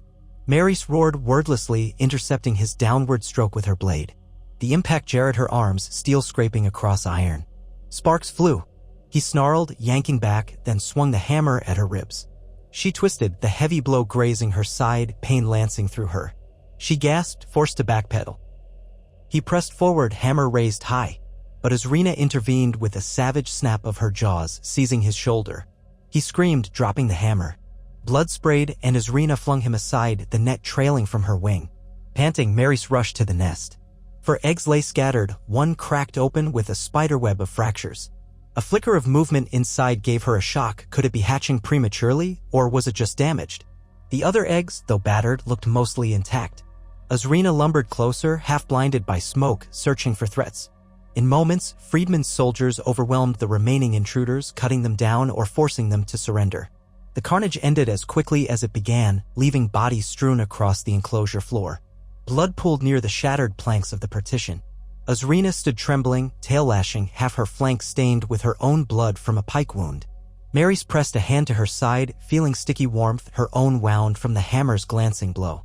Pain flared, but she forced it aside, focusing on the eggs. Gently, she knelt beside the cracked one. A faint squeaking sound reached her ears. Inside the jagged shell, she glimpsed something moving, a damp, wrinkled mass of embryonic scales. Her heart pounded. A gasp broke from Aileries as she arrived, skidding to a halt. "Gods," the maester whispered, eyes darting to the carnage. She saw the cracked egg crouched beside Mary's. "Is it alive?" A wave of wonder swept Mary's. "I think so. It might be trying to hatch, or it was forced to." Azrina, calm, she raised a hand to the mother dragon, who let out a rumbling whimper, edging forward with painful caution. Smoke and acrid stench filled the air. Freedmen guards set about stamping out small fires and tending to wounded. Aileries carefully placed a hand on the warm shell. "We have to help it out. The egg is shattered unevenly." She looked to Mary's with wide eyes. "But I've never done this. If we do too much, we could kill it. If we do too little, it might die anyway." Azrina leaned in, breathing shallow flames that caused both women to recoil. "Easy," Mary's whispered. "We want to help your hatchling. Let us." Azrina's eyes flashed, but she made no move to attack. Perhaps some maternal instinct recognized the need for assistance. Gingerly, they peeled away bits of shell around the largest crack. A faint squeal came from within. The creature's tail lashed, a slick, fragile limb that seemed underdeveloped compared to Emberion's robust form at hatching. Mary's felt her pulse thrum with dread. This was not a typical hatching, too sudden, likely triggered by trauma. Blood oozed from the shell. Something that looked like a scaly wing twitched, pressing outward. Aelores hissed a breath. "We must keep it warm but not scorch it. Azrina, can you?" She trailed off, uncertain if the mother would understand. Maris glanced at the swirling chaos around them, guards, corpses, the stench of burned flesh. Smoke drifting in the enclosure made breathing painful. "We need a safer spot," she rasped. "But we can't move the egg far if it's hatching." Azrina took a slow, trembling step forward, lowering her massive head to the nest. She puffed a gentle flame that licked the edges of the shell. It was the softest breath of fire Mary's had ever seen from a dragon, akin to a mother's careful exhalation. The warmth caused the shell fragments to harden and separate. Another faint squeal emerged. Aelores guided Mary's hands. Together they lifted a chunk of shell away. The hatchling, half covered in sticky fluid, wriggled free with a pitiful chirp. It was tiny, perhaps the length of Mary's forearm, scales a mottled swirl of crimson and gold. One wing looked bent or underdeveloped. A wave of sorrow and awe coursed through her. Azrina moaned softly, hooking her snout around the hatchling as if to cradle it. The little creature opened its jaws, letting out another squeak. Smoke rose from its nostrils, but no fire came. Mary's could see its chest heaving, heart pounding. The mother carefully curled around it, ignoring her own wounds, trying to shield it from the dust and chaos. "Gods," Aelores said, tears glimmering in her eyes. "It's alive for now." Mary's breath shuddered. But is it strong enough? Before they could do more, Friedman's soldiers rushed up with water buckets to douse remaining flames. Benneth arrived, panting, eyes wide at the gruesome scene. "How many intruders?" 7 or 8. "All neutralized," one guard answered. "We suspect more outside?" Benneth cursed, scanning the nest area. "They targeted the eggs?" "Yes," Mary snapped, anger flaring again. "We caught them in the act. At least one was from Pentos, or so it seemed. Did any survive to talk?" The guard nodded. "A few are wounded. We'll make them speak. They wore black cloaks, no heraldry, but we found Pentoshi coins. Cowards might confess." Mary's forced herself to remain calm. The urgent priority was the wounded dragon mother and her fragile hatchling. She turned to Aelores. "See if you can treat Azrina's injuries." She winced at her own side, blood staining her clothes. "I'll get help for this hatchling." Aelores swallowed, nodding. "We have salves. But this baby, it's too soon. Let's place it under Azrina's wing, keep it warm. Maybe we can feed it small scraps if it survives the next hours." Azrina watched them with a mixture of pain and protectiveness, letting out faint rumbling sounds as they gently positioned the newborn near her flank. Friedman caretakers arrived with water and cloth, trying to clear away soot and debris. Torchlight revealed the hatchling's half-lidded eyes and trembling limbs. Mary's heart clenched at the sight. Could it even breathe properly in this smoky air? A stifled cry from behind made Mary's turn. A caretaker had found the cracked remains of the egg and discovered it was partially smashed by that intruder's hammer blow. This hatchling must have been forced out too soon, or the egg was shattered in the struggle. Mary's anger toward the saboteurs burned anew. She pressed her palm to the side of her own wound, blinking against dizziness. "Find Aelores' medical kit," she ordered a caretaker. "We need to treat Azrina and the newborn. The rest of you, secure the enclosure. Sweep for more intruders. Post extra guards at every entrance, day and night." An hour later, the fires were extinguished, the dead intruders dragged away, and the enclosure put back in shaky order. Azrina lay in a corner, panting, the newborn nestled against her chest. Friedman cleansed her wound with herbal washes, though she snapped at them when they got too close to the hatchling. Soldiers hauled away the net and broken planks. The other dragons paced restlessly in their sections, hissing at the lingering scent of blood. Emberion in particular tried to push closer, but caretakers coaxed him back with caution. Aelores managed to treat Mary's side, bandaging the bruised ribs where the hammer had landed. It hurt fiercely, but no bones seemed broken. As dawn light spilled into the enclosure, they confirmed all the other eggs remained unbroken, except for the one that had forcibly hatched. Benneth reported that 2 of the intruders survived and were in custody. Preliminary questioning suggested a secret conspiracy financed by some Pentoshi faction wanting the eggs destroyed or stolen. Mary stood, shoulders slumped, beside Azrina's nest. The newborn hatchling still breathed, though faintly. Its eyes fluttered open once, revealing golden irises. She recalled how Drogon, Emberion, and the others had emerged vibrant, hungry. This little one looked incomplete. Aelores brought a small dish of raw goat liver, placing it near the hatchling's snout. It squeaked, tried to raise its head, but could barely manage a feeble movement. Azrina nudged it gently with her massive nose, and it parted its jaws, lapping at the meat. Relief flickered across Mary's face. If it was feeding, there was some hope. She crouched, ignoring the pain in her side, lightly touching the hatchling's tail. "Hold on," she whispered. "Please." Azrina rumbled, her eyes fixed on Mary's as though understanding the plea. Outside, Friedman reinforcements assembled, ensuring no further infiltration attempts would succeed. The day stretched into a tense vigil. Azrina refused to move from that corner, blood drying on her flank, the newborn pressed to her warm scales. Aileries administered careful bandaging for the mother's wound, pausing each time Azrina growled in warning. At midday, the hatchling squeaked again, lapping more droplets of goat blood from Mary's fingertips. Its wings still looked twisted, the joint malformed or stunted. Mary's and Aileries exchanged worried glances but said nothing. They'd do their best to keep it alive. Late in the afternoon, Benneth returned with more news. The captive intruders had confessed that Magistrate Rafaro was behind the plot. They were mercenaries hired to sabotage the eggs or kill the mother dragon if possible, thereby weakening Mirine's hold. The plan was to hush it up or blame it on unknown bandits, leaving Pentos in a better negotiating position. Fury rattled Mary's. "Where is Rafaro now?" "He's barricaded in his rented villa," Benneth replied. "He claims ignorance, calls these men rogues, but we have enough evidence to arrest him." Mary straightened, ignoring the ache in her ribs. "Then do it. Seize him. Let him stand trial. Pentos may protest, but I won't tolerate such deceit. They came here as guests, and now look at this carnage." Benneth bowed. "Yes, caretaker." He hurried off.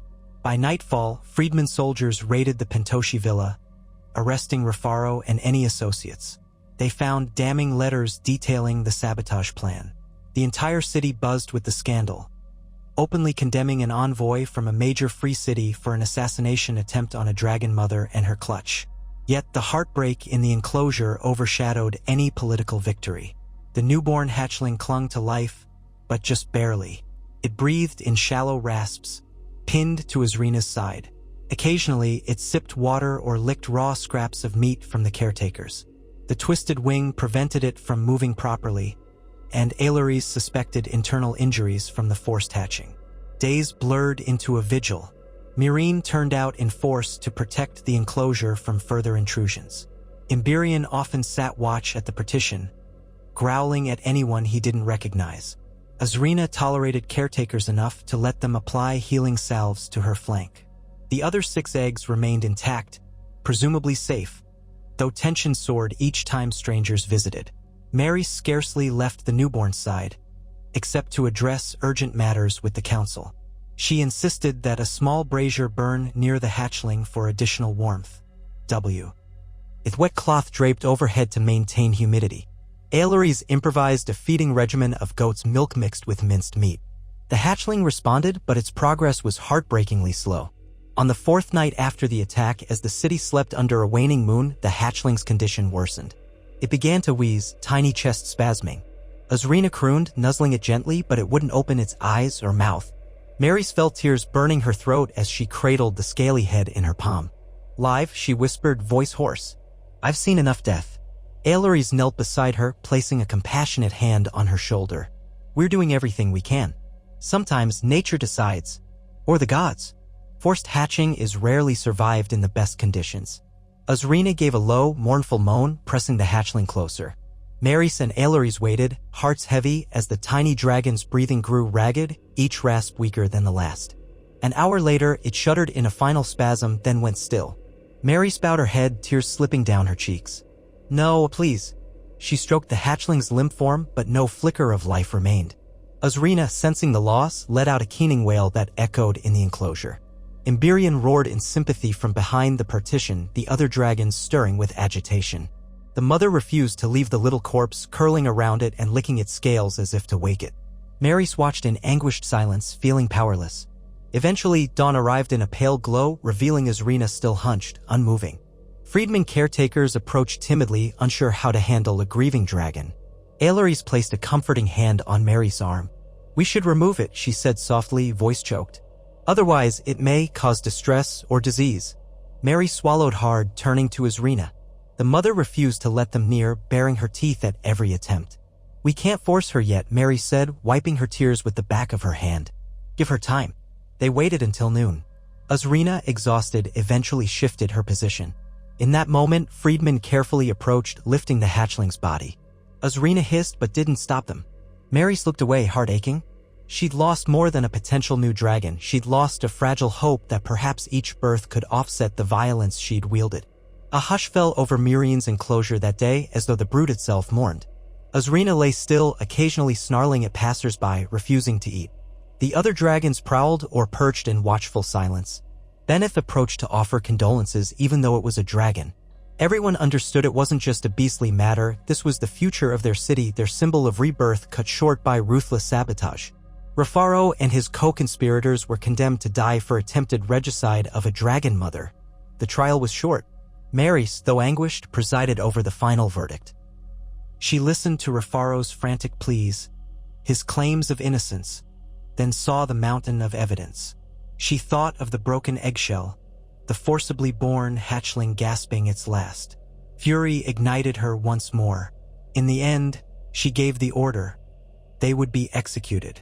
Some freedmen murmured it was too lenient, that they deserved dragonfire. But Maris decided on a traditional public beheading, wanting no spectacle of more flames. Let them die as criminals, not feed the city's thirst for blood. Benneth carried out the sentence swiftly. Afterwards, Pentos's official representatives fled, leaving behind only rumors of potential vengeance. Azrina's deep wounds, physical and emotional, healed slowly. She resumed watching over her remaining 6 eggs, more defensive than ever. Sometimes, she sniffed at the spot where the 7th egg had lain, letting out a plaintive rumble. Maris shared her grief, though she buried it beneath the unending demands on her time. In the weeks that followed, news of the sabotage spread across Essos, fueling fear and rage. Volantis distanced itself from Pentos, while Bravos quietly expressed sympathy to Myrine. Astapor sent a letter of condolence, offering renewed alliance. Yunkai's warlords kept a wary silence. The world recognized that attempts on the new brood would not go unpunished, but also that a single hatchling had died. Proof the dragons weren't invincible. Exhausted nights blended into uncertain mornings. Maris found herself standing at the enclosure partition one dawn, massaging her bruised side, the memory of the hammered blow flaring at times. She watched Azrina gently rotate her eggs, breathing warm air on them. It was a tender, painful sight. Aileries joined her, carrying a small clay bowl of spiced tea. "How are you holding up?" the maester asked quietly. Maris accepted the tea, grateful. Tired, worried, angry, all at once. She took a careful sip, letting the heat calm her frayed nerves. "But I can't let it consume me. The brood needs stability, or we risk more tragedies." Aileries nodded. "We've learned painful lessons. Extra guards, alliances, vigilance. Maybe that's the best we can do for now." They stood side by side, gazing at the 6 remaining eggs. One day, they might hatch, bringing new wonders or new terrors. Maris squared her shoulders, remembering how she'd once been just a wandering Targaryen bastard with no direction. Now, she was entrenched in a war for the soul of Slaver's Bay, and perhaps beyond. "I'll keep them safe," she whispered, more to herself than to anyone else. "No matter what it takes." Aileries rested a hand on her shoulder in silent support. Outside, the clang of hammers rang as Friedman built another watchtower.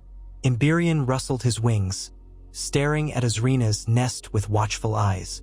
Drogon dozed atop the pyramid's highest pinnacle, a black silhouette against the brightening sky. The city stirred, forging on despite heartbreak and threat. Maris inhaled the rising warmth of dawn, letting it fill her with a renewed, if fragile, resolve. She had pledged to break the chains of slavery, to forge a safer world for dragons and mortals alike. One hatchling lost, a scar she would carry forever. Yet 6 eggs remained, along with the living brood, a testament that not all hope was extinguished. Though sorrow weighed her down, she lifted her chin, feeling the stir of possibility amidst the grief. If there was one truth about dragons, it was this: fire could destroy, but it could also spark new life. And she, Mary Stone, stood at the heart of that flame, ready to fight, to protect, and to endure.